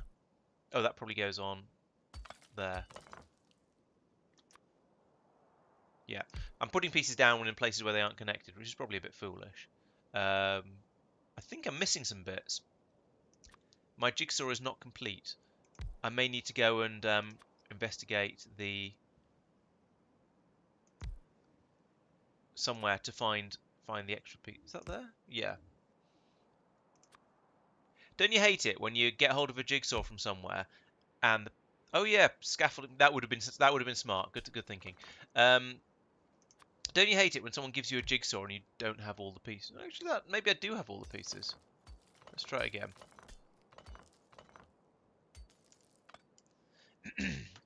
So that one is clearly a bottom piece there. Then that one, yeah. Then this one must go in here yeah, there. Maybe I do. Yeah, I take it back. I think I do probably have all the pieces for this. It's not a depressing jigsaw where I'm not going to have everything. Right, I'm outside it, which I think is probably probably sensible at the very least. Ooh, a thing. Long range star mapping and dimensional anchor. What are you? You don't. Whatever you are, you don't have power. Okay. And you are an artifact jury rig. Whatever the ring is, it won't work. It's a construction site to make some repairs. Install a few motors, sensors, control interface, and other add-ons. Okay. Let's try powering it. I don't know why I put down all that scaffolding. It clearly isn't necessary because I'm going to use these things. Let's hook it up to the ship's power system and see what happens. Nothing. I mean, that's fair enough. The thing does say we need to install motors, sensors, control interfaces, and other add-ons. So, okay, that's quite interesting. I've made a donut. Not this donut, this donut, and it's it's a donut of do not very much, but that is a thing that I shall come along and play with later. So is there anything else put in here now? No. Yeah, so where? Yeah, that's a good point. Where is the anomaly ship? Is it another thing that's going to appear in my Universe Explorer? No, is the answer to that. The question, the next question is it somewhere around here? Let's do a little bit of exploring because there's no harm in doing that. Exploring is easy. You can just do this, and I might find something exciting. I might not, and if not, oh, okay. I was going to say is that the edge of the known universe, but apparently not. I might find something exciting. I might not. If I don't, well, I've just wasted a couple of minutes. It's not a problem. If I do, then I can go and have a look at it. If not, I'll start doing there was the technology it was talking about doing extra scans of the universe. So that's probably a thing that's worth doing. So that can be step n+1. Come on, explore. Have I found anything? No. So I'm going to say there's probably nothing else here and the ship is somewhere else. So let's have a look at the tech tree where it's saying you can now explore further away. So I had the targeted zone discovery and the deep space zone discovery, which is what I'd already done. So I suspect down here we have, yes, the long range star mapping. Now that requires deep space science too. So I'm not going to be doing that just yet. But that seems to be the thing that I've unlocked just now. Oh, it is in Fenestra. Okay, I'll do a little bit more. Yeah, because I saw it before when I was looking for when I saw, hey, what's that anomaly thing on the map? Let's go and look at it, look for it. And I'm sure I saw a spaceship,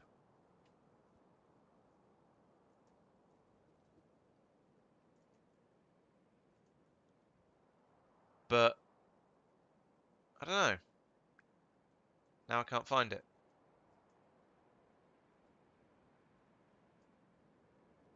All right, let's concentrate on the northeast for the time being, or at least the north and the east.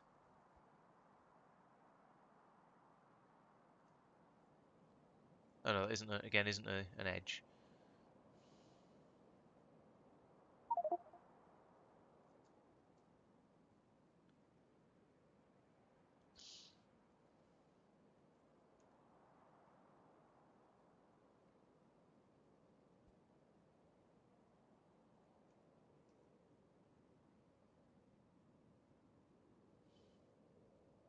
And if you're saying it was fairly close for you, then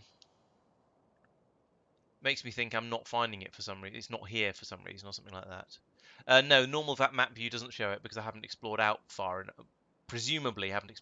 It doesn't show the normal map view doesn't show the air anywhere outside the area you've explored by scanning around with a navsat like this. Maybe I'll just set my yeah. So no, not to put too fine a point on it.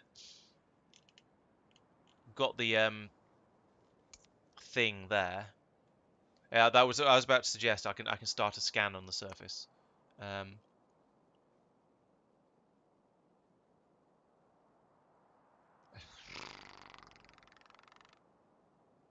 don't know. Um, It didn't take that long to get here. Maybe I'll just go, I don't know. Yeah, all right, let's do that. Trim. Right, okay. Oh, and it's rescanned up there. Oh, no, it's scanning now. Okay.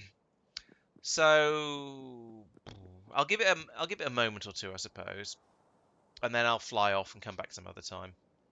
Yeah, I'm sure I have seen a crashed spaceship, and it feels like it would probably have been here. Why is it scanning from out there rather than from a little bit nearer? Let's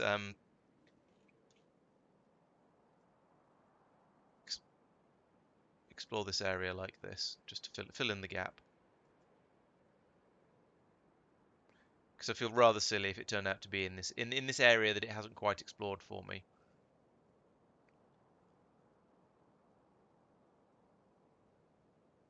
And so I didn't find it.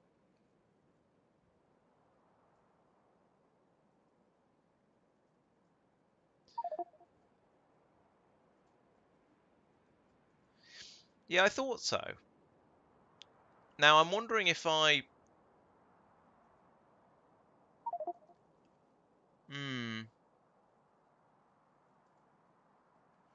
Yeah, my feelings are not particularly positive on this actually working.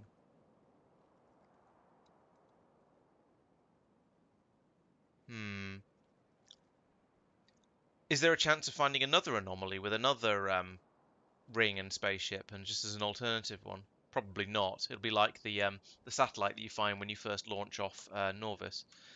Oh well. I mean, my impression from what my feeling of what I remember from the spaceship is it was just there was a load of convenient tech on it that I could probably have gone in and harvested. So it would have been a nice to have, but not an absolute vital thing to keep. So, c'est la vie, I guess. I'm gonna anyway. I'm gonna leave. I'm gonna go back to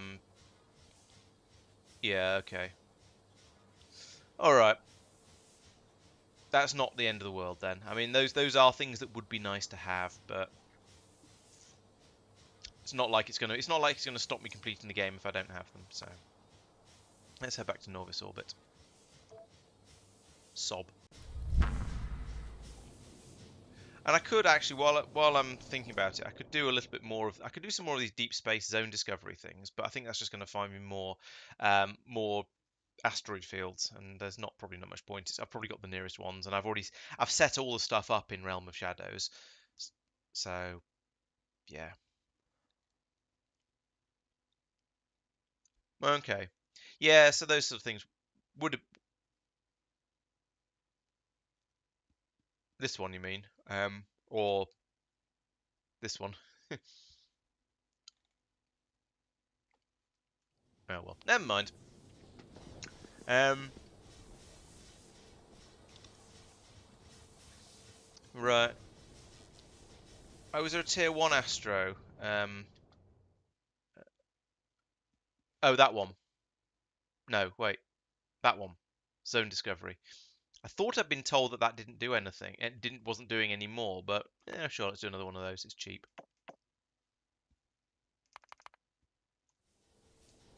Yeah, look how quickly that happens. Is that going to find anything? Telescope, new planet, Dighton. Oh, geometric discovered structure detected on Dighton. That's interesting, and on Pandion as well. Lots more, pyramids to go off and investigate. There's a lot of these things actually. All right, let's do a lot more of these because if I'm still finding the pyramids, then it's sort of still vaguely it's interesting, and these things are cheap as well. Yeah, they've all got the pyramids on them. Huh. Interesting. I'm kind of curious about targeted zone discoveries for looking for specific resources. Deep space exploration is zone discoveries for finding asteroid belts, but that's just for finding miscellaneous planets, moons, and asteroid belts. Okay. I mean, I assume all of these are in round weird stars. If I look for turn all this back on. If I look for Vekars, yeah, it's a planet around Orpheus, so it's a weird planet somewhere off in the around another sun. So it's going to be a mission to get to, especially as I don't have a ship that's fast enough to do interstellar travel and can land on a planet. So yeah, there's now loads of these. Is there a distance thing anywhere in here? No, there isn't. That'd be helpful. So yeah, these are potentially all interesting ones to go off after, but they're all going to be around different planets, I suspect. So, oh no, that's a Kalidas one. That one isn't. Yeah, antimatter will probably make it a lot easier to go out and get these things. That's around Electra, Orpheus, Terabellus, Penthus, Asima. Oh, a couple more Kalidae ones down here. So, yeah, I could go out and have a look at some of these. Some of them have got fairly crazy threat levels, though, so they're going to be a bit less nice to go and investigate. But I'm sure I could make a ship that is capable of withstanding a biter attack just by having a. I could have a special assault ship that's essentially ringed with turrets, and will defend me as I go down there and go into and investigate these pyramids, and can land on all of these planets as well. So yeah, that's something I can do at some point in the future, I think. Go out and investigate loads of these things. If I tool up with a massive quantity of nukes and other weaponry and a load of the defensive laser things and I don't know what else. Yeah, get rid of some of these jetpacks. Basically, fill up completely with adaptive armor, decent adaptive armors. Probably upgrade the thruster suit to a higher version. Loads of personal defense lasers, loads of adaptive armors. Um, that's probably enough RTGs, to be honest. Maybe see if I can upgrade to the Mr. Fusion at some point. And yeah, just go in and tank them all. It shouldn't be too difficult. I, I haven't tested this, and so I'm not sure about it. But I have this sort of funny feeling that a plague rocket isn't going to actually affect the inside of the pyramids. It might do. I don't know, but it feels like I might go into the pyramids and find there's still a load of biters in there. Although it would stop me having to use a rocket ringed in guns. Sorry, a spaceship with guns all the way around the outside for landing with. So yeah, it would be a little bit easier from that point of view.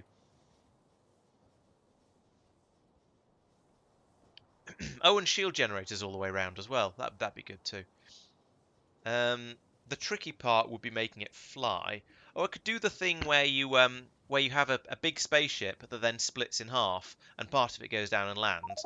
And that all that would need would be a booster tank, and that could be in the middle. So it could literally be a ring of shields, a ring of turrets, and then some booster tanks in the middle, and a narrow little way through for me to get out of. That'd be quite cool, actually. I'd have to build one of those at some point. Once I've got In fact, that would mean I could then just have a ship like this with one of those hanging off the side of it or in the middle or something like that, and I could detach it. That'd be quite cool, actually. That's something to do at some point when it's not already 10 o'clock, I think. I won't attempt that today. How's my travel going? Oh, okay, I'm somewhere. I don't know where I am, but I am somewhere. Oh, okay, I'm nearly back. Excellent. Yeah, it's true. I haven't used any plague rockets yet. They are something I'm just sort of keeping in my potential arsenal for if I ever do. Um, I say keeping in my arsenal. I haven't made any of them either, but it is a thing that I could do should I feel the need to. Um, but we'll see. I think just landing what is essentially a small fortress on the planets will be probably be sufficient. Be interesting to see though. It'll be kind of fun to try. Right, how have we got the stuff over here yet? Oh, we've got one of them. Why are you sitting there like a lemon? Why are you sitting there? You're trying to go to the depot. Oh, because I've not put enough signals in, so it can't leave the station. Oh, goodness sake, Laurence. Right, let's go fix that. Yeah, it would indeed make the planet safe to land on. I don't know. Given the number of biters I've killed, it seems slightly weird to say, but I'm not sure I'm not sure how I feel about genocide.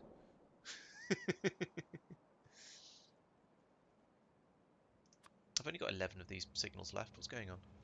Right, so there should be one in there. There should probably be one here. That's enough for that to leave. Good. Let's put one in there as well. There should be one in there. There should be one in there, but there's nowhere to put it. Same about that. Same with that one. There should be one in here. Okay. Let's sort that out now. The trains are filtering through, and things are becoming slightly less nonsensical. To be honest, there should probably be one down here and about here, and maybe about here, and I'm about to run out of signals, but I feel like I'm making things better. That'll do. I've run out of signals, so I'll have to. Right, down here. So this is a thing that needs to be needs some work doing. So we've got some of these cards coming in now. So here on the bottom side, which is this outer side here, and therefore this one, we have the negative pressure data. Yes, I actually remember the name of one, rather than giving a silly description. So that's that.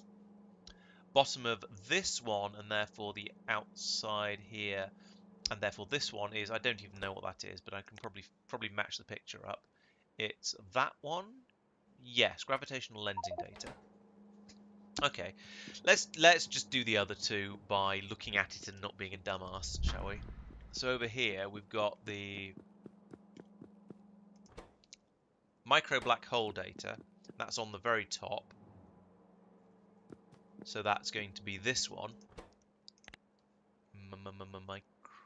Micro black hole. So that makes this one 0 point energy data. And that means I'm now ready to unload this like that. And I've just thought, is a red inserter going to actually be enough for this, or am I going to want these belts the other way around? So this on the output is going to put out about 1, 2, 3, 4 things every time it runs. Though it's got a 30-second crafting time. So I think actually a red inserter is probably going to be okay with unloading like half a dozen things in 30 seconds. I've not had any data cards come around here yet, but it's still unloading other stuff, so that's kind of okay. Everything seems to be... I feel like things are probably going in sensible directions. I struggle to be absolutely certain of this. Yeah, that one. Yeah, this all looks... I'm cautiously optimistic, shall we say. I didn't see an actual... Oh yes, some actual data cards come... Actual useful data cards come out as well. Right. Okay. So we've still got 2 of these things to come in. Those are the ones that had a bit less of them than the others when we were looking at them earlier. So down here we've got this one at 1.7 thousand. So it's about halfway from when I last looked at it. And this was at 1.7 as well. Went to the sun, built a weapon delivering casual genocide, yes.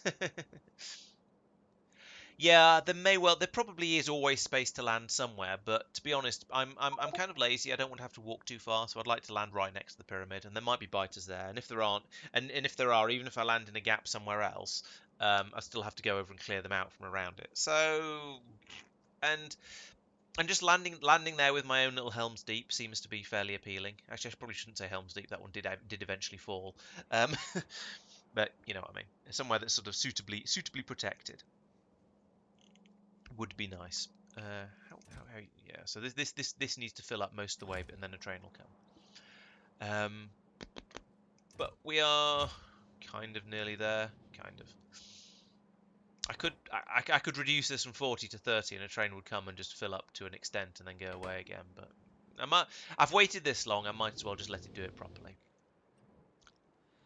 And then over here, yes, I mean this has run. We've now got a couple of those in there.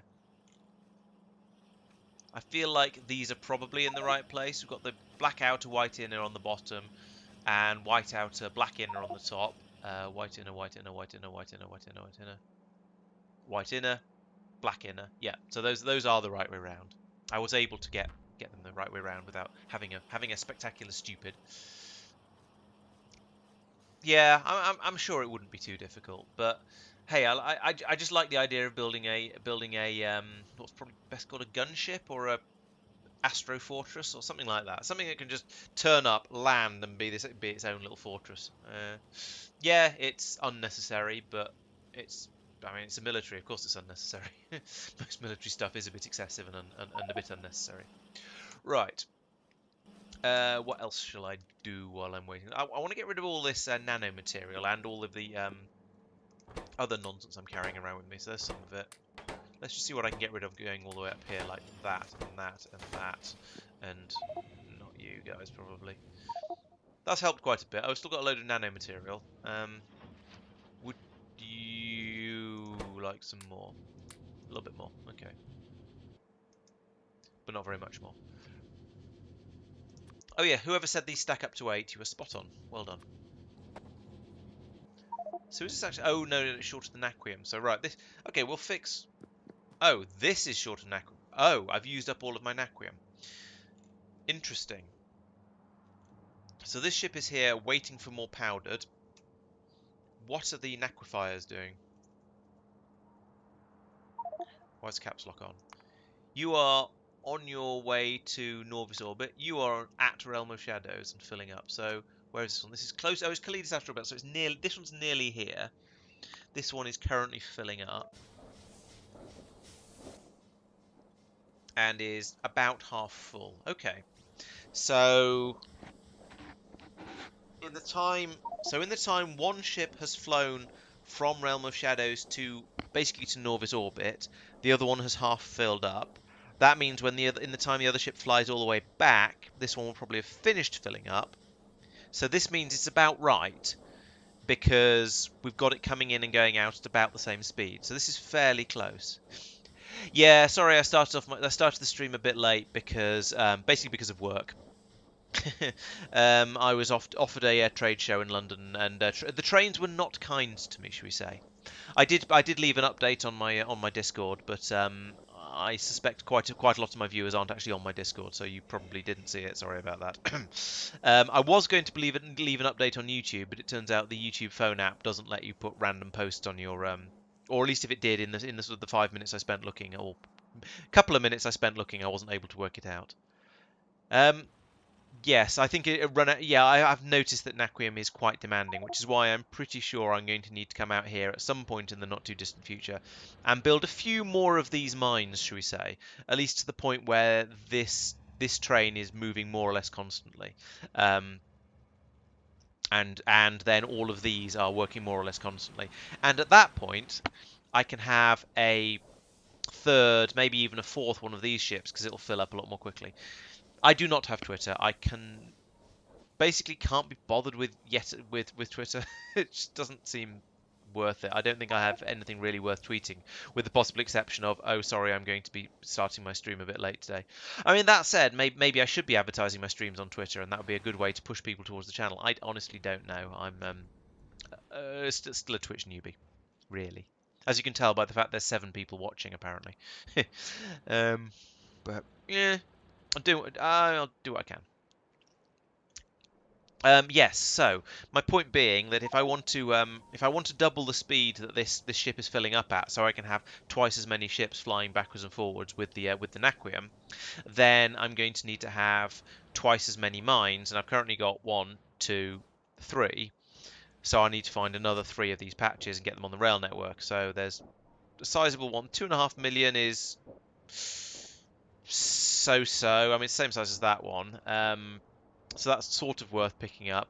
I was very tempted to run a rail over to here. So it's quite a long way to go, but then over here there's a 7.8, a 10, a 4.5, a 2 and a bit there. So there are some sizable patches over here.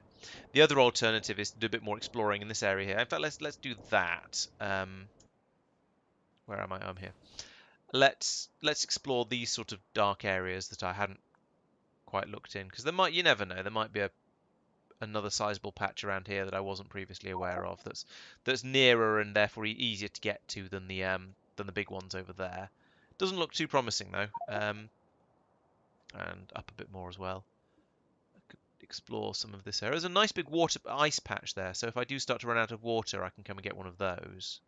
Oh, there's a decent patch of Naquium. I'll have a look at how big that is in a moment when I scan a little bit more.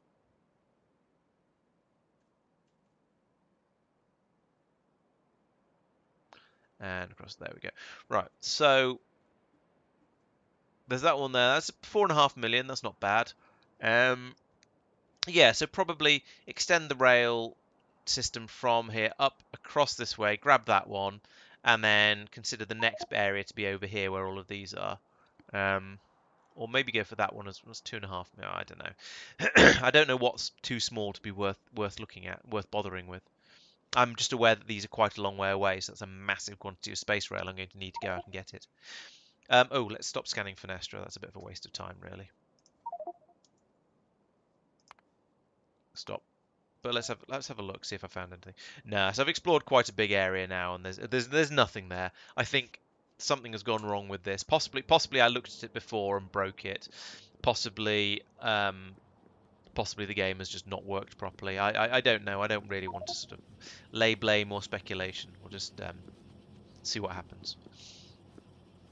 Those cards I dumped in here are going quite a long way. Now, I know there's a 60% chance of them being returned, but they're going quite a bit further than I was expecting. I'm not sure how many I dumped in there. I wasn't really looking, but it feels like a lot have gone in. I wish I'd out of Naquium.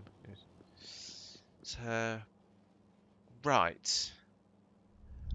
I'm having a little bit of a I'm not sure what to do next. So let's cross some things off the list and then have a bit of a think about it. So, Boston Norbit, done. Coolington Science Park, done, kind of. More core mine. Oh yeah, I was going to go out and set up core mining on Henkaseswi and Frost because at the moment those are just using normal mines and no core mining.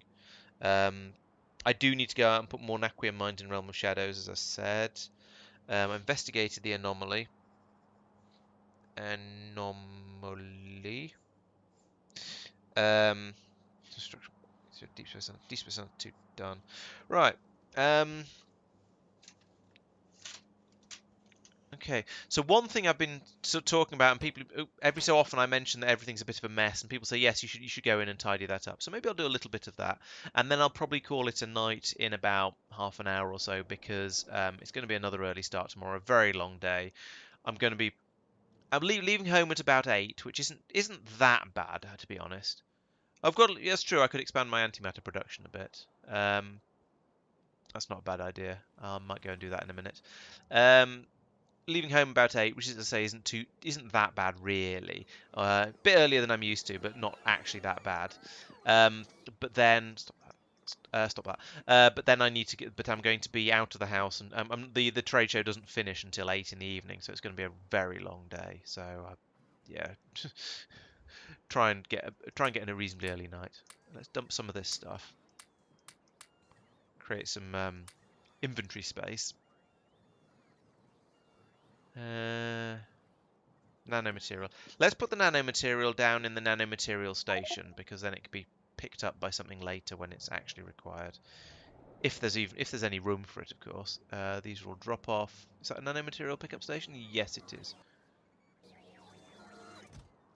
Oh, good, I have done that. I was sort of hoping I had because then I can just do this, and there's going to be plenty of space for putting stuff into the spaces there.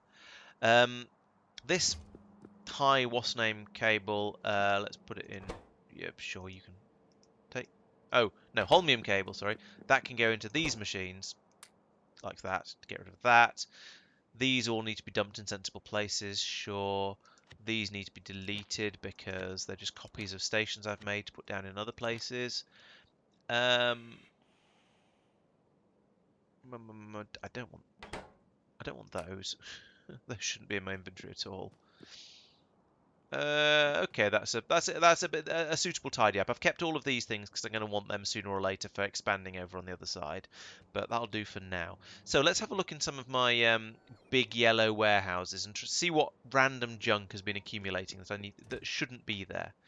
I sort of want to send all these pipes back down to Norvis, but I'll hang on to them up here because I might as well. Holmium plate shouldn't be in here really. That should be somewhere else, a bit more useful. These should be back down on Norvis, to be quite honest with you, being put into building spaceships, but spaceship parts. That goodness knows where that should be.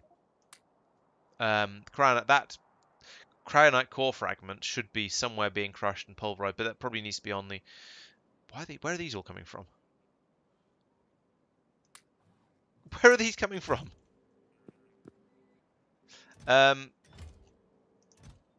This should be off on the cryonite planet, being turned into cryonite, but I can't do that from here.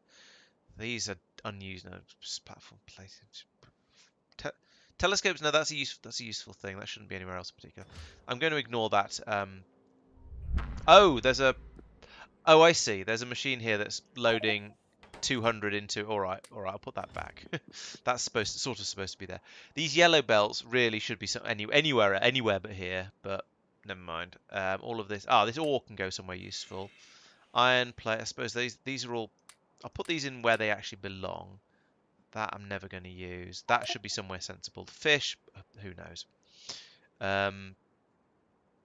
These are components for building things. I don't know what I'm ever going to do with those. Was that everything in that one? Yes. This one. I mean, what I'm mostly looking for here is science packs and things that are directly going to be turned into science. I've got a lot of these space science labs. That's a bit crazy. This uranium ore needs to go somewhere. This uranium needs to go somewhere. The sand goes somewhere. Iridium powder. Oh, I can't do anything with that here. That's not practical. Life support packs, sure. Spaceship floor. Yeah, that's the thing I use. There's a lot of There's an enormous quantity of belts and things that I've just dumped out of my own personal inventory into up here. Stone and that, and those can be dealt with. Iridite, I can't do anything with. Contaminated scrap, I can. Vitalic acid can be useful. That's useful. Holmium ingots, yeah, that can go somewhere sensible. Superconductive cable can as well.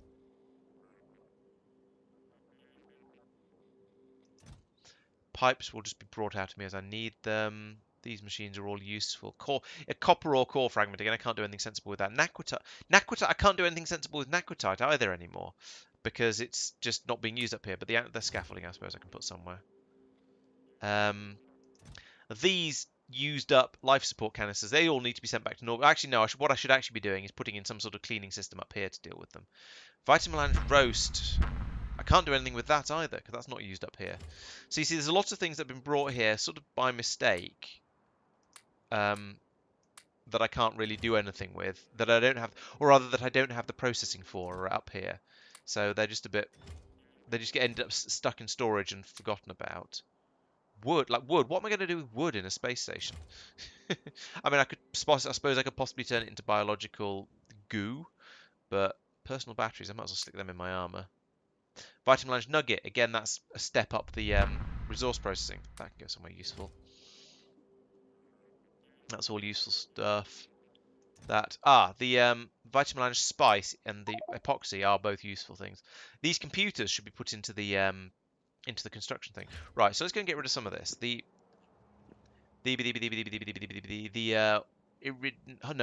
Holmium ingots will go straight into the rocket unloadery that deals with holmium. The uranium can go in here, like that. Holmium is this one, that can go in there. Unfortunately, the the uncooked uranium I can't do anything with up here. That needs to go down to Norvis, really. Ice goes in here.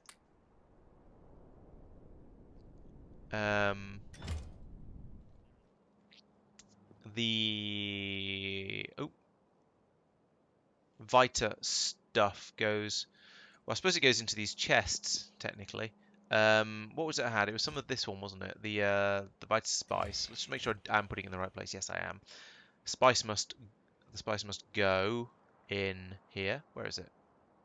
There it is. And I've got vitalic acid as well, which is this one.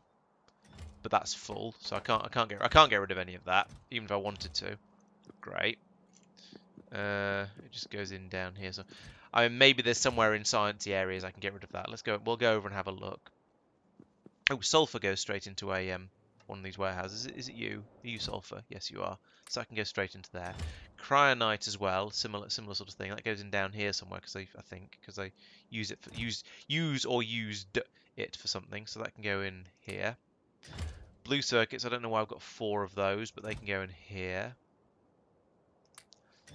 And the low density structures are a thing that gets brought up by rocket as well. I don't have a lot of them, but you know, this gets rid of them. No, yes, I hit the right thing. Okay, now then a lot of the stuff I'm carrying will go into the recycling facilities down here.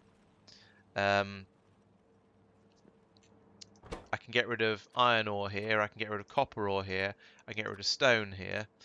Actually, this isn't the easiest way to do it. The easiest way to do it is to come over to where it's actually used over here and go iron ore, copper ore, stone, boof. There we go, that's got rid of all of that. The contaminated scrap goes in here. Yes, like that. So just the uranium now. I'm going to put this in, I think, no, let's do the opposite. I was going to say I'll just put it in the box. But don't you get uranium out of it? Oh yes, here we go, uranium. How much of this have I generated? A whole 73. Okay, so I'll grab that. And I feel that this, as I say, needs to go down to Norbis at some point, and probably the sand does as well. The iron plates can go in here, and they'll be picked up by a train at some point. The rocket fuel I'll hang on to. Okay, so let's go and get rid of some of these science packs now. So I've got these are astro. These are obviously energy. That one must be material. And then I've got the actual science packs themselves that I can go and ditch in the sciencey area. If you have any questions about anything I've done, please let me know. This is probably quite a good point for me to answer random questions because I'm just flitting around the base, just tidying stuff up. There aren't any of those, are there? Or all those? No, they're from further down. I thought they looked fairly complicated when I saw them. Not even that one. Must be down here then. There we go. I've got a couple of energy. Those are energy, aren't they? Yes, the purple is energy. So they go just up here. In this area. They're probably not tier 1. Nope. Probably not tier 2. But I'm going to check as I fly over because I'd feel silly if I got all the way up to the top. Oh, there we go. If I just went straight up to the top and started working down from there. Material, no, this is rocket science here. Material is due south of this one. So let's drop down here.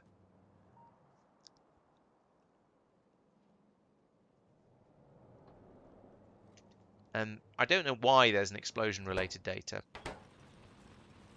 Because I don't think I've been messing around with materials. It's probably been there. It's probably been there for a very, very long time, and I've just not really noticed. Archaeology plans. What do you mean? Like perhaps going off and looking in the pyramids and that sort of thing? Because yeah, I was talking about that a bit earlier. I was thinking I'll head in and how does this sorting? Oh, okay. If I put them in here, it'll work. Yeah, I was thinking I'd make that very, very armed ship. There we go. That's all of them. There's one lying on the floor there. Let's deal with that as well. The very thoroughly armed ship. That's some sort of Marshall Hedgehog sort of thing.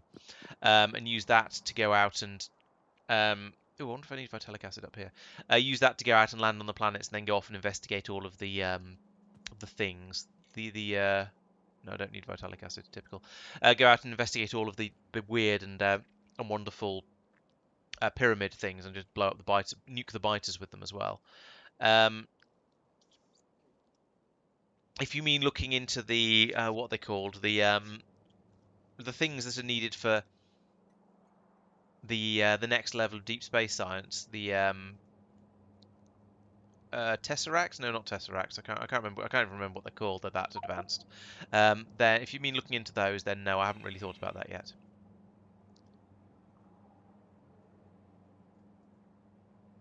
Not practical to visit what at the current tech? Where does vitalic acid go? Here. Oh, good grief. There's a lot of it. Oh, the pyramid. No, pyramid. I can visit the pyramids. I've taken out.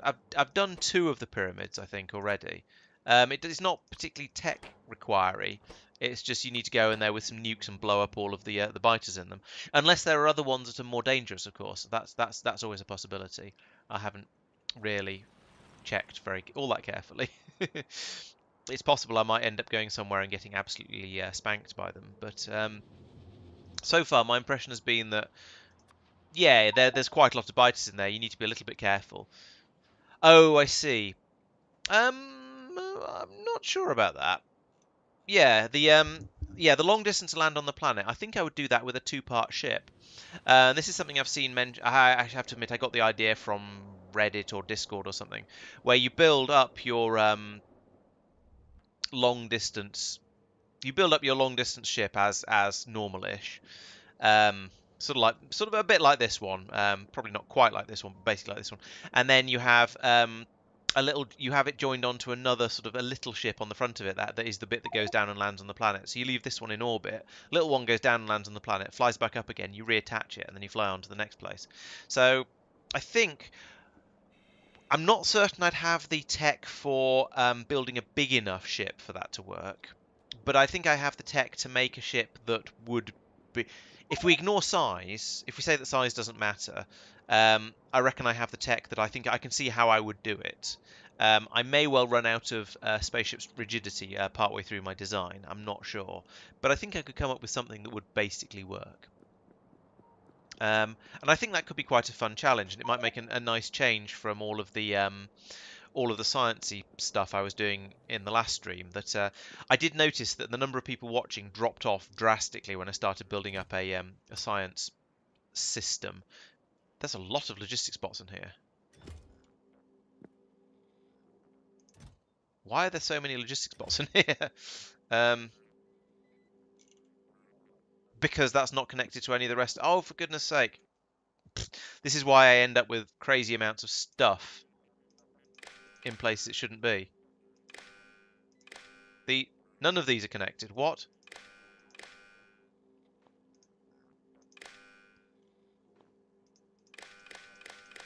Right, so none of the stuff in any of these chests was being, or these chests down here, was being counted to. Oh, for goodness sake, Laurence.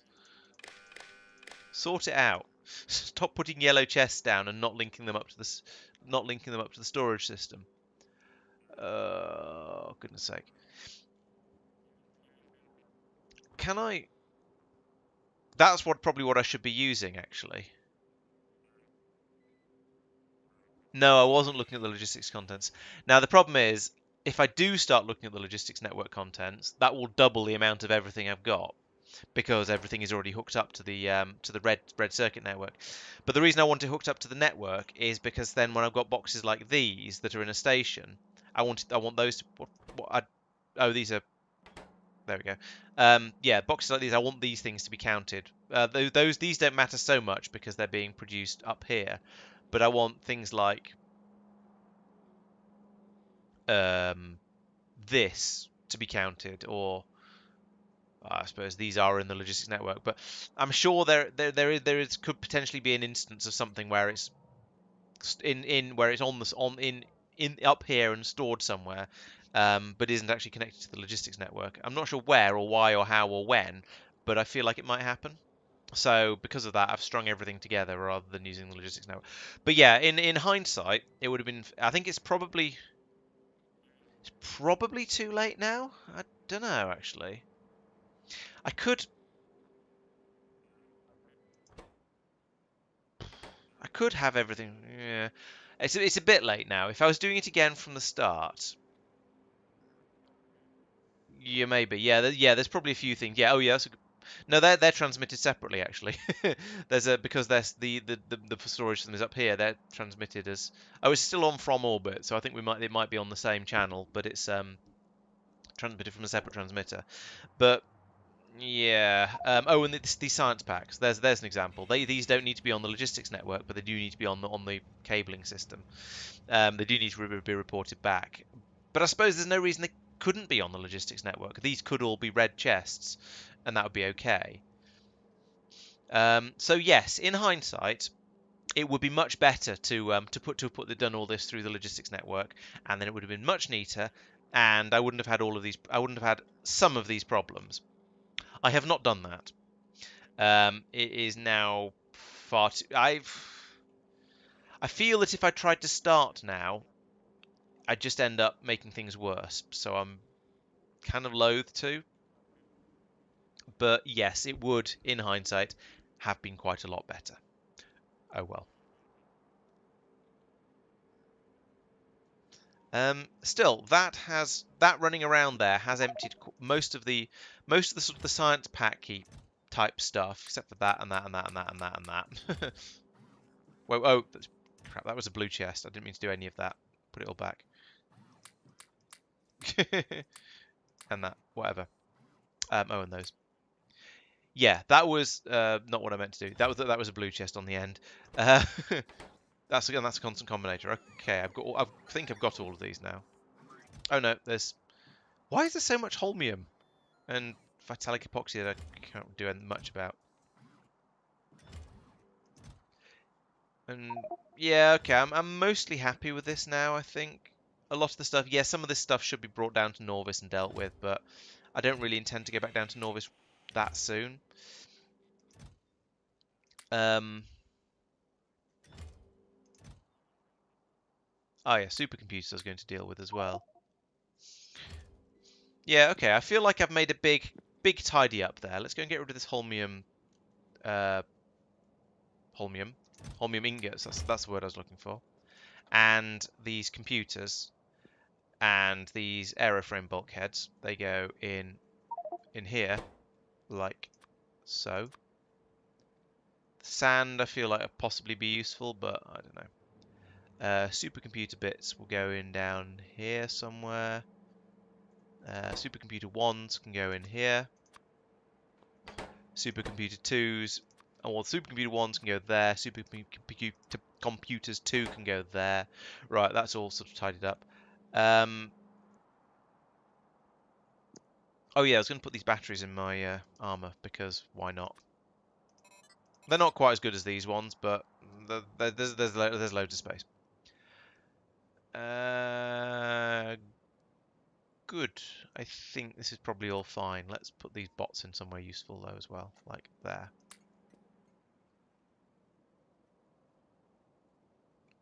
Oh, and some red circuits. Those can go in a launch pad. Now, hopefully, I've now just flown around in circles talking for long enough that I'm going to have enough of the that I'm going to have all of the data cards over here that I need. I have indeed. Excellent. Let's go over and get that running properly. And then I can start using some of these machines I'm carrying around with me to boost the production over there and try and get everything up to running at the same sort of speed.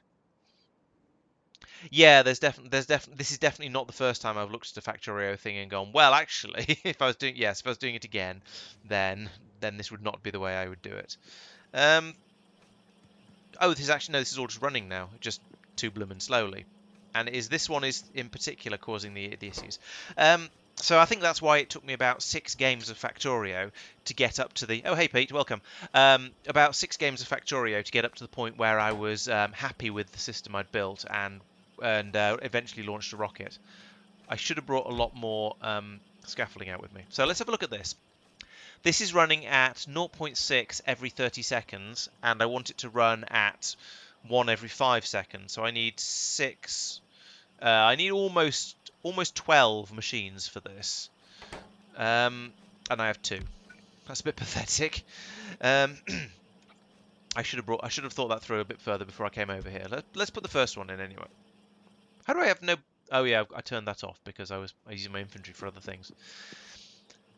Okay then. Well, that was a pretty poor start to the whole thing. Let's go back over. Sorry about that. Get some more scaffolding, a lot more scaffolding, because 1,000 isn't remotely enough. A load of belts, which I will be brought, and I will probably have enough of those. And then let's have a quick look over there and make sure I get all the machines I need. So, I want some of the, what was it? It was the blue orrery machines, wasn't it? Where are they? These ones. I've just flown straight past my space station. Oh no, I haven't. I'm just way below it. Up and land about here. Right. So I need a load of the orrery things, which I did just find. There they are. So I reckon let's ask for another 10 of those. I wish you could set up single shot things for these. So I can say I want bring me 10 of them and then don't bring me any more afterwards. So it's just a sort of a single go. Oh no, it wouldn't be another 5 runs of space exploration. I now understand Factorio well enough that it doesn't take me 6 attempts to get something done the right way. I suspect it would probably only take 3. Aeroframe poles. Why are there no aeroframe poles being made? Why are you not making... Oh, you're just putting them in... No, you are putting them into a red chest. Why are you not requesting... Why are you not requesting... Huh? That's very strange. Okay, can we have some aeroframe poles over here, please? Aeroframe sticks. And then we need a red chest there. I don't know why there isn't one. And then we need to link that to there and enable disable. Let's make... How many of these things should we make? Let's say 15. 15 at a time. Yeah, so I understand the game a bit better now. I think if I did another space exploration run, yeah, there's probably stuff I'd change, but it wouldn't be too it wouldn't be, it's not like I don't feel like I've made fundamental errors that put me in a position where I can't really realistically do it again. There are just things that would be slightly that I do slightly differently. Like I'd be very tempted to just go out, set up core mining on all the remote planets, ship and ideally ship stuff back in spaceships, or well, delivery cannons at the first, but then eventually spaceships, all the way back to Norvis and do all of my processing in one place because that would make things a little bit simpler. So yeah, it's little things like that that I think would make things a bit easier. And when I played Angel Bobs, I reckon I'd have tried to rush Titanium, for example, in order to try and get never do the trying to keep all of your different ore types balanced, and just go straight in with the catalyst based ones. So yeah, 12 of these, and that'll be all right. These ones are producing at 5-second crafting time, and it has a 50% chance of making it. So I need a second orange thing. Second particle collider. That's a shortage of Naquium, can't do anything about that. That's a 40-second crafting time, jeez. But it makes 6 each time. So if I have 6 of them, that'll be no. If I have I want so 8 of them. No, would be 8. It would be 8 of them if they made one per one at a time. So it's 8 divided by 6, which for the purposes of this is 2. Because with plus some remainder, so 2 of those. That one is just fine. Don't need to worry about that. Oh, and that's it.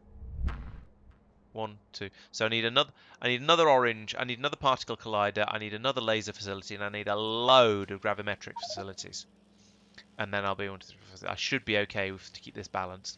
And then it's going up and looking at the other things like making the Naquium cubes and the Naquium plates and the purple, the antimatter, and so on and so on. Okay, so do I have those things? Yes, I have an orange thing, and I have a laser facility, which is I'm pretty sure was the other one. I've now got 6 of these grav facilities. These are being made kind of slowly. Because that is a slow inserter. Let's upgrade that. When the inserter is the limiting factor in a thing, it feels a little bit silly. But I suppose it does take wow. It takes 140, basically 150 things, 150 items to make one of these. That's a bit excessive. Now, sure, most of them are aeroframe poles, but again, that's quite a lot of bringing in the beryllium ingots and turning them into plates, and then rolling them up into poles, and then having the robots bring them over. And so yeah, it's a bit of a faff. This whole thing should be a bus system, and I know it should be, but I'm lazy. Oh well. How many have we got now? Or how many have I got in my inventory? Because that's what actually matters. 10. Yeah, that was how many I wanted. Right, let's go and get those done. Oh no no no no no no no no no no no no no no no! I need more. I need a lot more of this.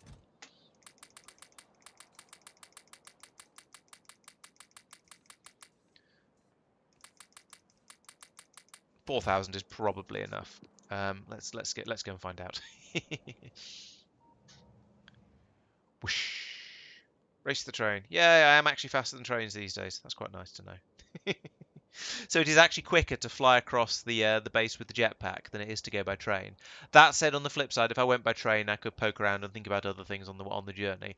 That said, I don't think it's a long enough journey for that to actually be useful.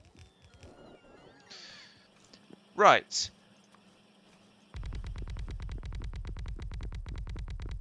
Put down a load of this. Now, what I should actually do here is I should shove in a bacon and just have the whole thing running at double speed. So let's do that. So let's put down in hindsight. So we want 6 of these. Yeah, let's make it 8 just for fun. And then put down a splodge of this like that. Ooh, we're outside the power coverage area. That's easily fixed, I think. Yes, it is. And then I can put down a bacon. Where are my bacons? There are my bacons. If I put it there, it will actually get all of them. Awesome. Then 1, 2, 3, 4, 5, 6. and some efficiency modules. 1, 2, 3, 4, 5, 6. How's that? Plus 120%. So it's running at double speed, and it's also running at minus 60% power. Excellent.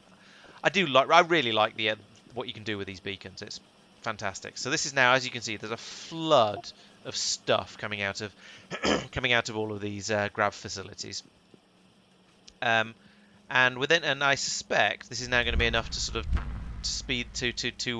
to fill this up to the point where all of the computers are running, and we start to develop a bit of a backlog as well.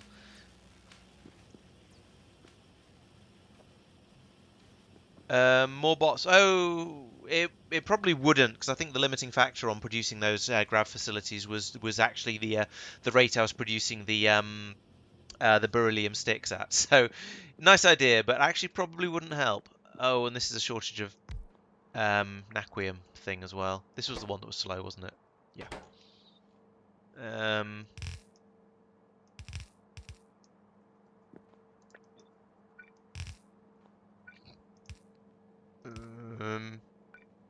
Yeah, so as someone said, a shortage of naquium is going to be a problem for a while, and it's definitely going to carry on affecting this one.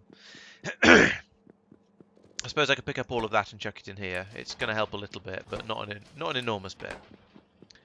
Were you a one with a problem? No, you were good. Was that it? No, there was. Oh, this one down here. You also. You know, now this one actually, if I put the beacon a bit further over this way, or this machine a bit, I could move this machine over until it's inside the catchment area of the beacon, I suppose. But no, let's put down another one of these. It's going to have to go here, because of all of the plumbing, which is slightly awkward, but what can you do?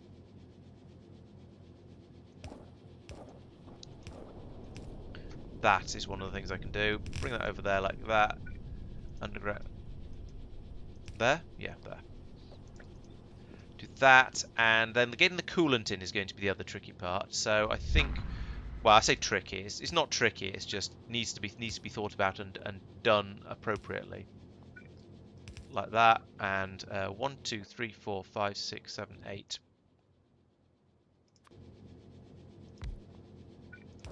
So this is going to this will be the way. I won't put that in yet, and then we need a way out for the warm coolant down here, like that. And this is nearly copy pastable now. Oh, and an exerter here like that.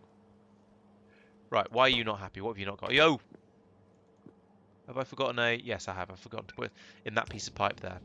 Easily done. I always forget the piece of pipe that you can't actually see because it's behind the top of the machine. When you've got alt mode on, it's covered by the icon as well. But this one is now running happily. Yes, we've run out of naquium cubes. In fact, where is my naquium? Where is my naquium? Okay, so we've got a ship here that's 2/3 full and is just sitting there like a lemon. Where are my naquifier ship? Not you. Where are my naquifiers? So you are destination. Why haven't you landed? Space transport belt. What? Have I left a...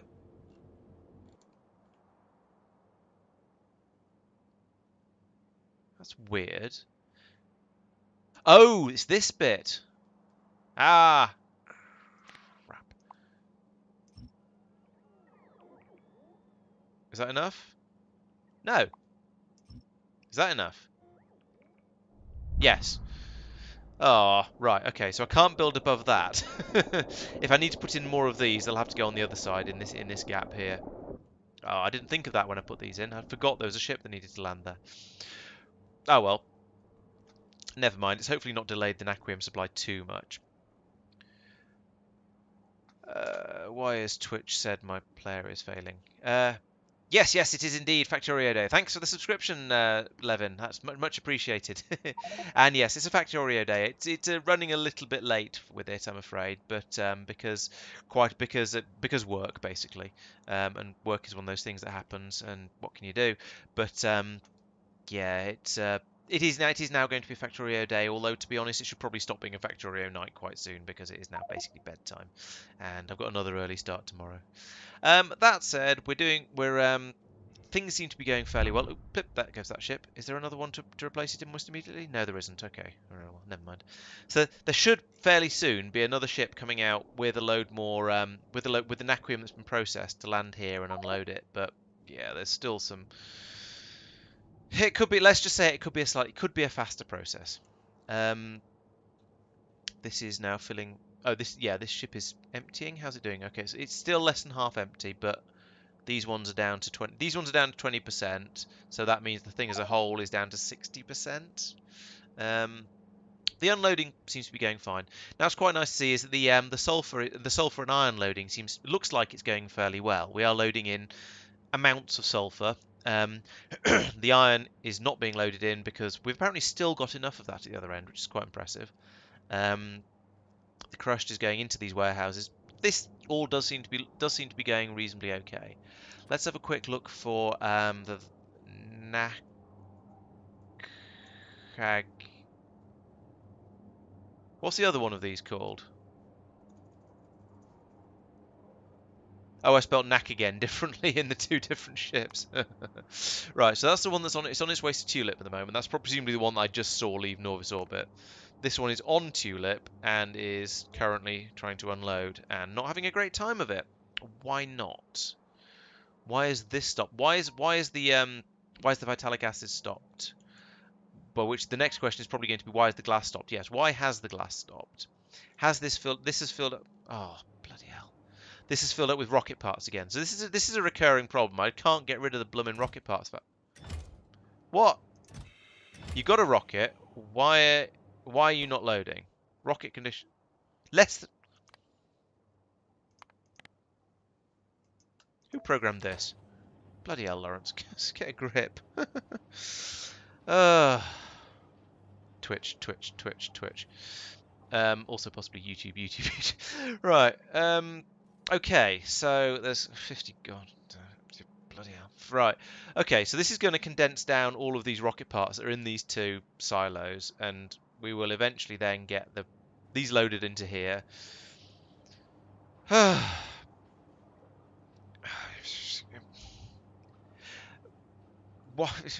Why? Just why? And also just how? So this will then unload into here. We'll then launch another rocket.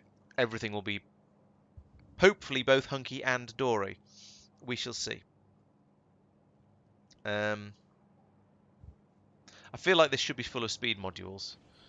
If I do that, what are you going to get? Oh, productivity. Okay. I won't productivity it then, I suppose.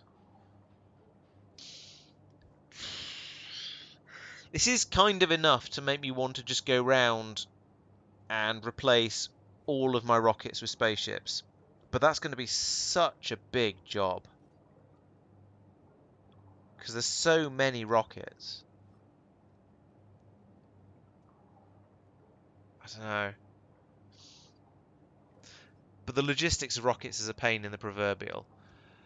I think, yeah, in hindsight, given the maths that I've done that you may or may not have seen, that shows that until you get to a rocket reuse of about 55, 60%, maybe 55%, 50, let's say 50%, something like that. It's actually cheaper to use delivery cannons than rockets. Now, rockets are a lot more flexible, yes, but delivery cannons are actually cheaper until you get up to about 50% rocket reuse. So that makes me think, next time I play Factorio Space Exploration, if I do another one of these runs, no promises, that maybe I would be better off sticking with delivery cannons until I can start doing spaceships and just jump straight in there with spaceships at that point. I'm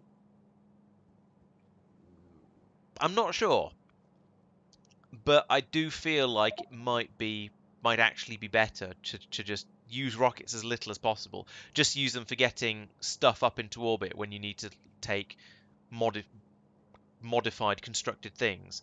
But for all of your heavy resource haulage, so that's all of the glass. I think you can do delivery cannon glass full of glass. All the vulcanite, all of the basically all of the raw resources. Just transport it all by delivery cannon. Forget rockets as much as possible. I think that would just be so much simpler and wouldn't leave you with this sort of rocket infrastructure hangover of going, oh my god, and I was going to say you'd have to make all the delivery cannon parts on the individual planets, but I was already doing that. Some stuff you have to ship out iron to a few places or copper to a few places, but that's not too difficult. Yeah, I think in my hypothetical next space exploration playthrough, I'm totally going to try and rush spaceships and minimize rocket usage because rockets are a logistical nightmare. I mean, nightmare is too strong a word, to be fair. They're not that bad. They do feel quite nice to have to be able to chuck stuff through, and they're nice and simple, and they can take lots and lots of different things.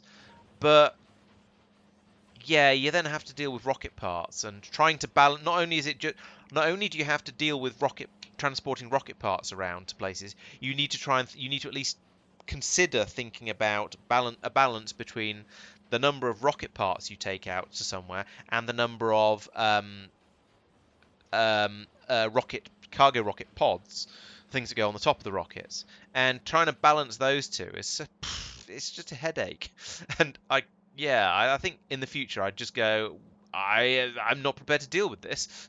just just delivery cannons everywhere. Simple. I don't care if it uses a bit of iron and copper. Iron and copper are cheap. We don't care. It can just go. It can just yeah. I don't care. Right, so we're getting nearly a full belt up here, which means we're getting nearly the half belt in here that we ideally want, and nearly the half belt in here that we ideally want. So I would like to boost productivity here a little bit. Maybe the answer is actually come over here with tier 4, tier 5 productivity modules and just upgrade all of these, especially these ones down here that don't have any. Yeah, I mean that's what I'm doing. I'm using separate supply rockets for each individual thing. So this here, you see, this is a glass rocket. You mean for the rocket sections and the rocket pods? Yeah, but you never need 500 rocket pods anywhere. You launching 500 rockets is astonishing number. So the rocket parts do get transported around. So these ones will probably be sent off to maybe Ganymede, which is still using which is still using rockets to transport vulcanite. I'll show you. So Ganymede, for example, this is the one that was in hindsight was a mistake. Ganymede is a bajillion miles away in a different solar system, so it's incredibly expensive in rocket fuel to transport anything around, which is why these rockets are sitting here full of vulcanite. Oh no, they're sitting here full of vulcanite because I don't know why. Presumably because I've got more coming in from Yokin, so they're not needed. So this is a place that would, in theory, use up rocket parts. More likely, perhaps, is Frost. So here we've got beryllium and ice and cryonite and glass all being shipped out by rocket. So yeah, this is somewhere where this would be useful. Rocket parts would, in theory, be shipped into here when it runs out of them. Is this called rocket part drop? It is called rocket parts drop. So rocket parts will be dropped in here when this empties, dumped into the chest, and in theory passed around, and everything will work hunky-dory. This is a bit of a crap implementation of it, to be honest, but in theory, the theory here is that the rocket parts would arrive here, they'd be unloaded into the chests, they would then be passed around here as necessary, the rockets would be constructed and sent on their way. Great. Also, other places like Kothar, or basically all the places where I set up all of my resource mining before I had spaceships. Here, once again, we've got rockets coming in, dropping off the vulcanite, the cryonite, and rocket parts. And then over here, we're building rockets to take away glass, and there was previously another rocket silo in here that was taking away the iridium, but I've moved that. That one has been moved over to spaceships, so that was a poor example. Sorry about that. Henk accessory. This is probably a good example. Yeah. So we've got rockets taking away the glass as a byproduct. We've got the blue circuits that are being made here and the holmium that's being made here. So that's going. So these are both going. Well, they're going to anywhere that needs it, but anywhere that needs it is basically Norvis orbit. So they're taking all of these often. These both off to Norvis orbit. But there's a landing pad here called rocket part drop again, that will be filled up with rocket parts as and when we need them. And this system is probably okay, except I can't see. Oh no, there's a load of rocket pods in there. So this is currently basically okay. When we launch enough more rockets to have got through all of these rocket parts, then another rocket will come in here, drop off some more. I don't know where these are coming from. Apparently I have a load of spare rocket parts somewhere. I think I might be going to run out of rocket pods here, so I might need to bring some over manually. So this is what I'm talking about, the logistics problems of rockets. Now, what Levin says there about sending them out 100 at a time, yeah, that's actually probably a good idea. Rockets, by the time you're worrying about rocket logistics, rockets are cheap enough that actually, yes, sending out a part full rocket is probably perfectly reasonable, and you could do that. Yeah, so that would be a way to get around it. Have separate rockets for the two different ones. If you wanted to make rockets work, that would be that's a good way. That's a good idea. That's a good way to do it. However, I think trying to largely skip rockets as much as possible, and just get onto spaceships as quickly as possible and use delivery cannons for everything you absolutely can, is probably a better way of doing it. So rockets are Astro 3, someone said, I think. Excuse me. Sorry, spaceships are that's structural integrity. Spaceships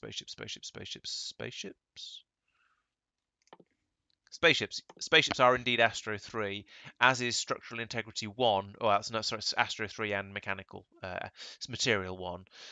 So what size of spaceship do you get? Presumably you can make a one warehouse spaceship with this, because I was making one warehouse spaceships pretty much straight away as soon as I started.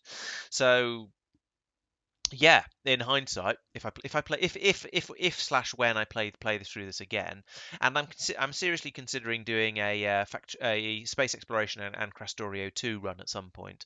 Although that might wait until to be my next multiplayer one after we finish Minecraft. I think I might do Dyson Sphere program as my next single player run. But yeah, rushing this and then probably then trying to get that one just so I can get spaceships going. Seems like a better way of doing this game, to be honest. And in hindsight, I think that's probably what I should have done. But it'll be. I'll do that eventually. Nexus, eh? No, there's quite a lot of stuff to go first. So Arcosphere is going to be a fun thing. That's what Tristan said was melting his brain earlier, and people keep making jokes about it. So I can see that's going to be difficult, and I'm not even going to consider that at the moment. Okay, so why was it? Oh yes, I was looking at this to explain how I do rockets and things like that. So that was, does it count as a yak shave if it's me going off and explaining things to chat? I don't think so. I think that's just being a good streamer and having having a nice conversation about how things are going. So this is running. We've still got. Okay, this is nearly empty. So this ship is about ready to leave.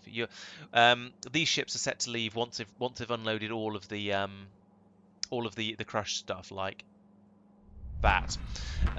No matter how much Naquium bar they may or may not have loaded. So this one is completely full. It's got all that to pass through. It will do as the time passes, and then eventually this will pass out all of its crushed Naquium, crushed Naquitite, and then leave as well. So that's a spaceship full of which one's this? This is the there and Nak again. So let's have a look at the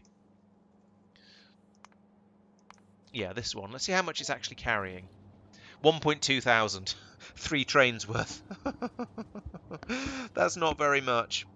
Naquium processing and production is going to be the death of my sanity, I can tell.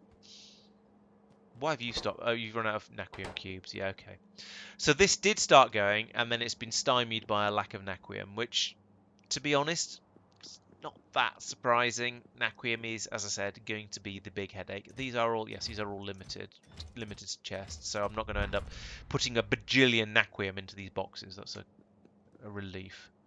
Yeah, you're not supposed to be there. That doesn't work. Right. It is 11 o'clock. That means it is most definitely bedtime. As I say, I've got like a 14-hour day tomorrow for work, so that's going to including commute. Um,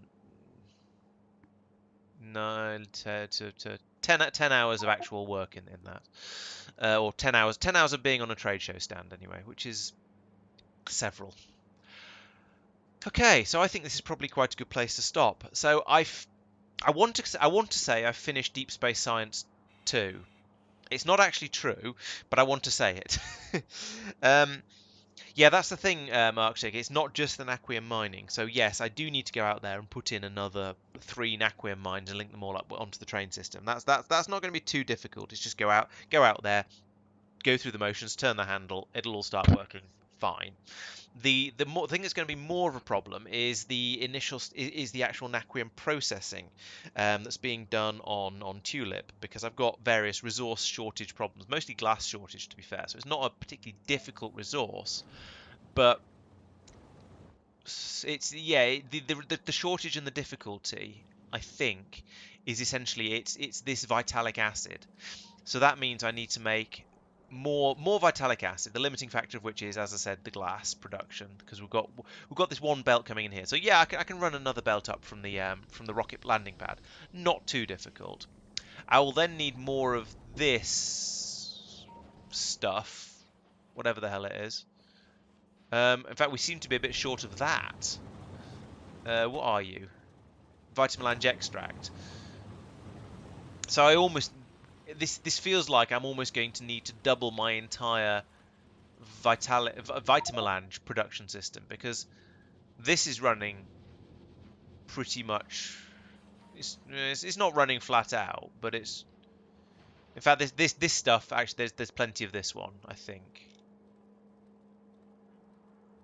Maybe not that plenty. Um, no, there is loads and loads of this, but why is that? Okay, there's an odd piece of belt there, but it's not breaking anything. Okay, so this could probably become this could be 2 belts probably. This could become. Well, actually, no, it could. I don't know. I could get more out of this with a bit of effort. Sure. Um, I'd need to then have, but I'd need to then be digging it up faster, because most of it's being brought in by train. The core mining over here isn't producing anything like enough of it, which is a bit of a shocker. So I'd need to have more coming in by train. That's not too much of a problem. But I almost need to just make a copy paste of this entire thing and put it upside down up here, feeding. So we've got the entire thing just feeding into another Naquium belt coming down here, which is kind of a crazy thought that all of this is producing the vitalic acid to keep this. This is about half a belt going through. That's crazy. Um, yeah, so I think actually it's the processing that's going on here that is actually the difficult part of this. Um, yeah, so that's going to probably need to be expanded, because I can't see. I mean, it has stopped a few times because there's been problems with it, but it is now running as fast as it will run, and that speed seems to be insufficient. But we'll see. I think I wouldn't be surprised if I end up having to massively boost this whole Vita and Naquium system. Possibly by making a second one. Maybe that'd be a good way to do it. We shall see. That is in the future though. At the moment, if I can get a slow trickle of it coming through, and it basically working, I'll be at least reasonably happy, and then we'll start trying to expand it. Prod 9s is I don't have any Prod 9s, but yeah, I could certainly come in. I could certainly come in here and turn everything. These are already Prod 6s. Prod 6'd. Are these Prod 6'd as well? Mostly. Okay, I could make some more Prod 6s, maybe even make some Prod 7s and put them on these. So yeah, you're right. Stuff can be done. I mean, we've got Where's the productivity? We've already got plus 70% productivity on these machines. So this stage alone is almost doubling it. I could come in here, I could put these up to 6 as well, I suppose. That's an enormous cost, but probably worth it. Um, these ones potentially, but I mean this is less ridiculous as it sounds. The crushed naquium isn't actually the problem. The problem is after that because it's the vitalic acid that's the difficult part here. So yeah, if I could boost these and boost these, that would probably be the most helpful thing to do. Yeah, maybe. Yeah, it is tricky. Is what I'm trying to say. Um, but yeah, I mean these ships bring out 1.2 thousand when they come. So it's 3 train loads. That's enough to give it a good kick and get things moving a bit. But now I'm making these naquium cubes, and it takes about 16 plates, which actually that's only 4 ingots, but it's still a lot of this stuff. Yeah, I think you're quite right. I should throw enormous quantities of copper and iron and a few other little bits and pieces at this because that's cheap. Yeah, you've convinced me. I'm going to start looking into much better productivity modules for these things, and see how high I can get it. See how high I can realistically get it. So that's the thing for next time. Let's write that down so I don't forget it.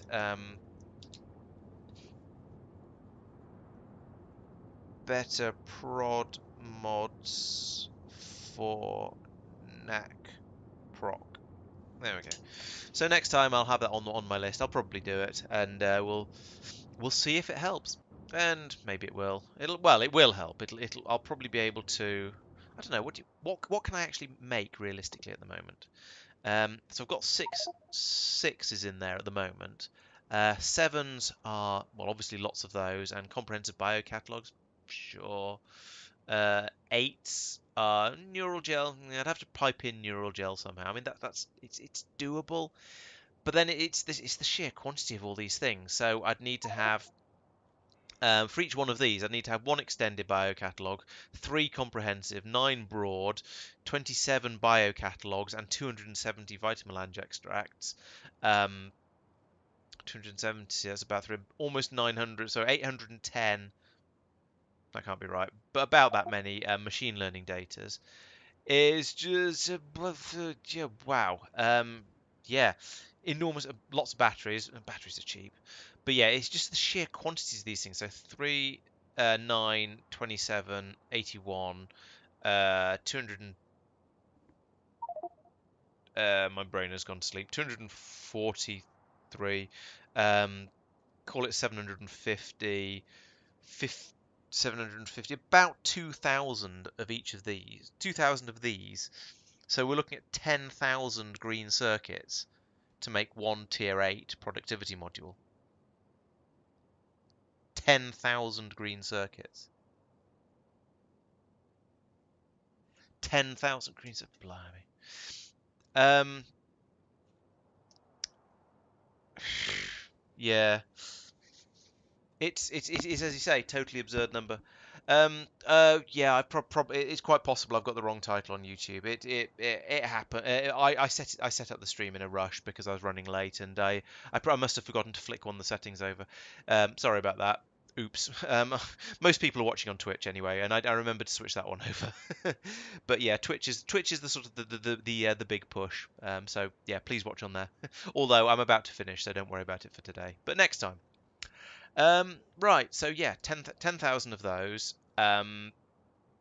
2,000 red, and then here that's going to be almost as many green circuits in those blue circuits there. But all of this is automated stuff, so I almost don't care. It's just going to be generated and brought through. So it in a way bringing over the 270 machine learning data or whatever it was is going to be the most annoying part of this.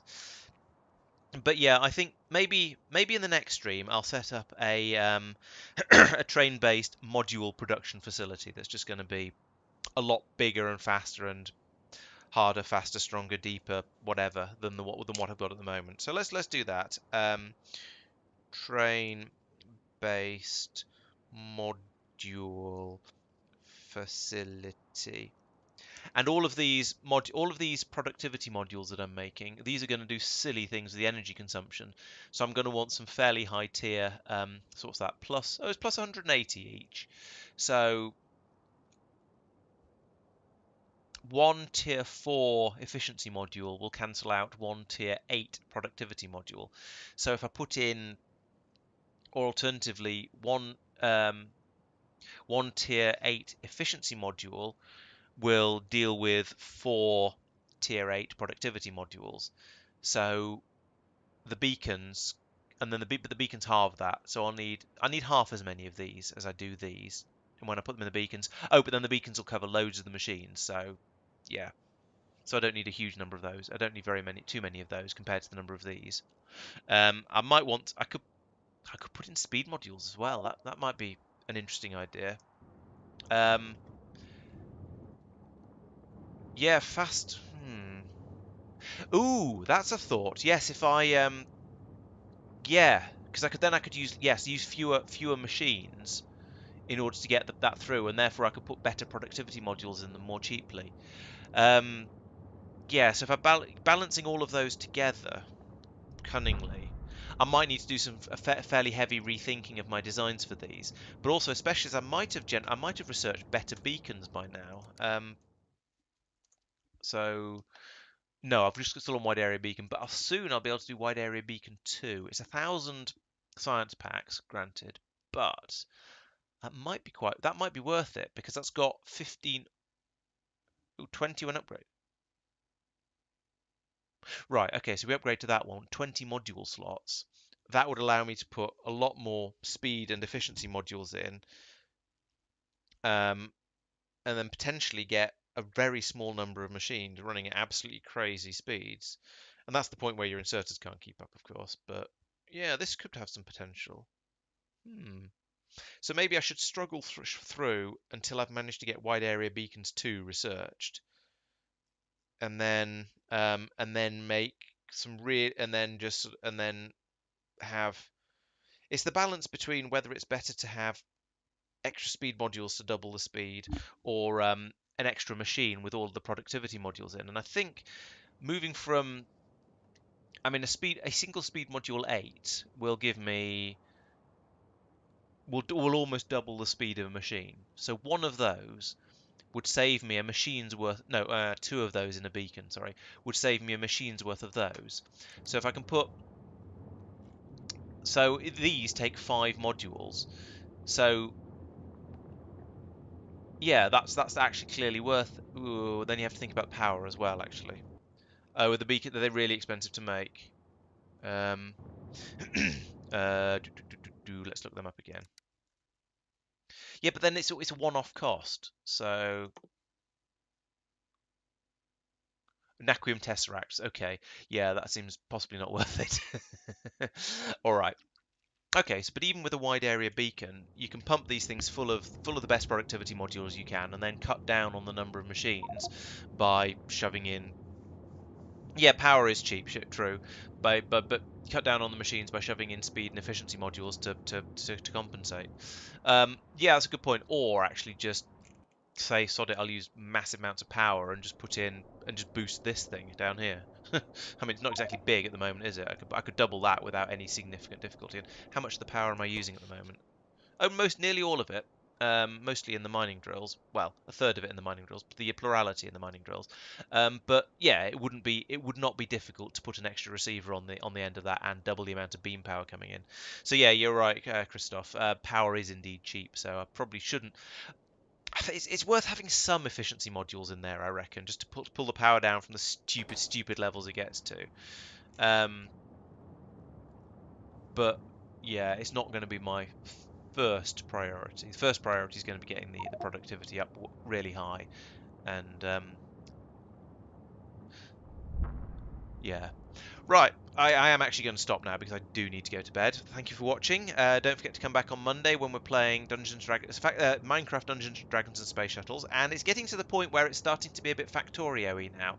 So we're not just going around building things and digging holes in the ground. We're actually starting to do automated stuff now, so it's a bit more interesting.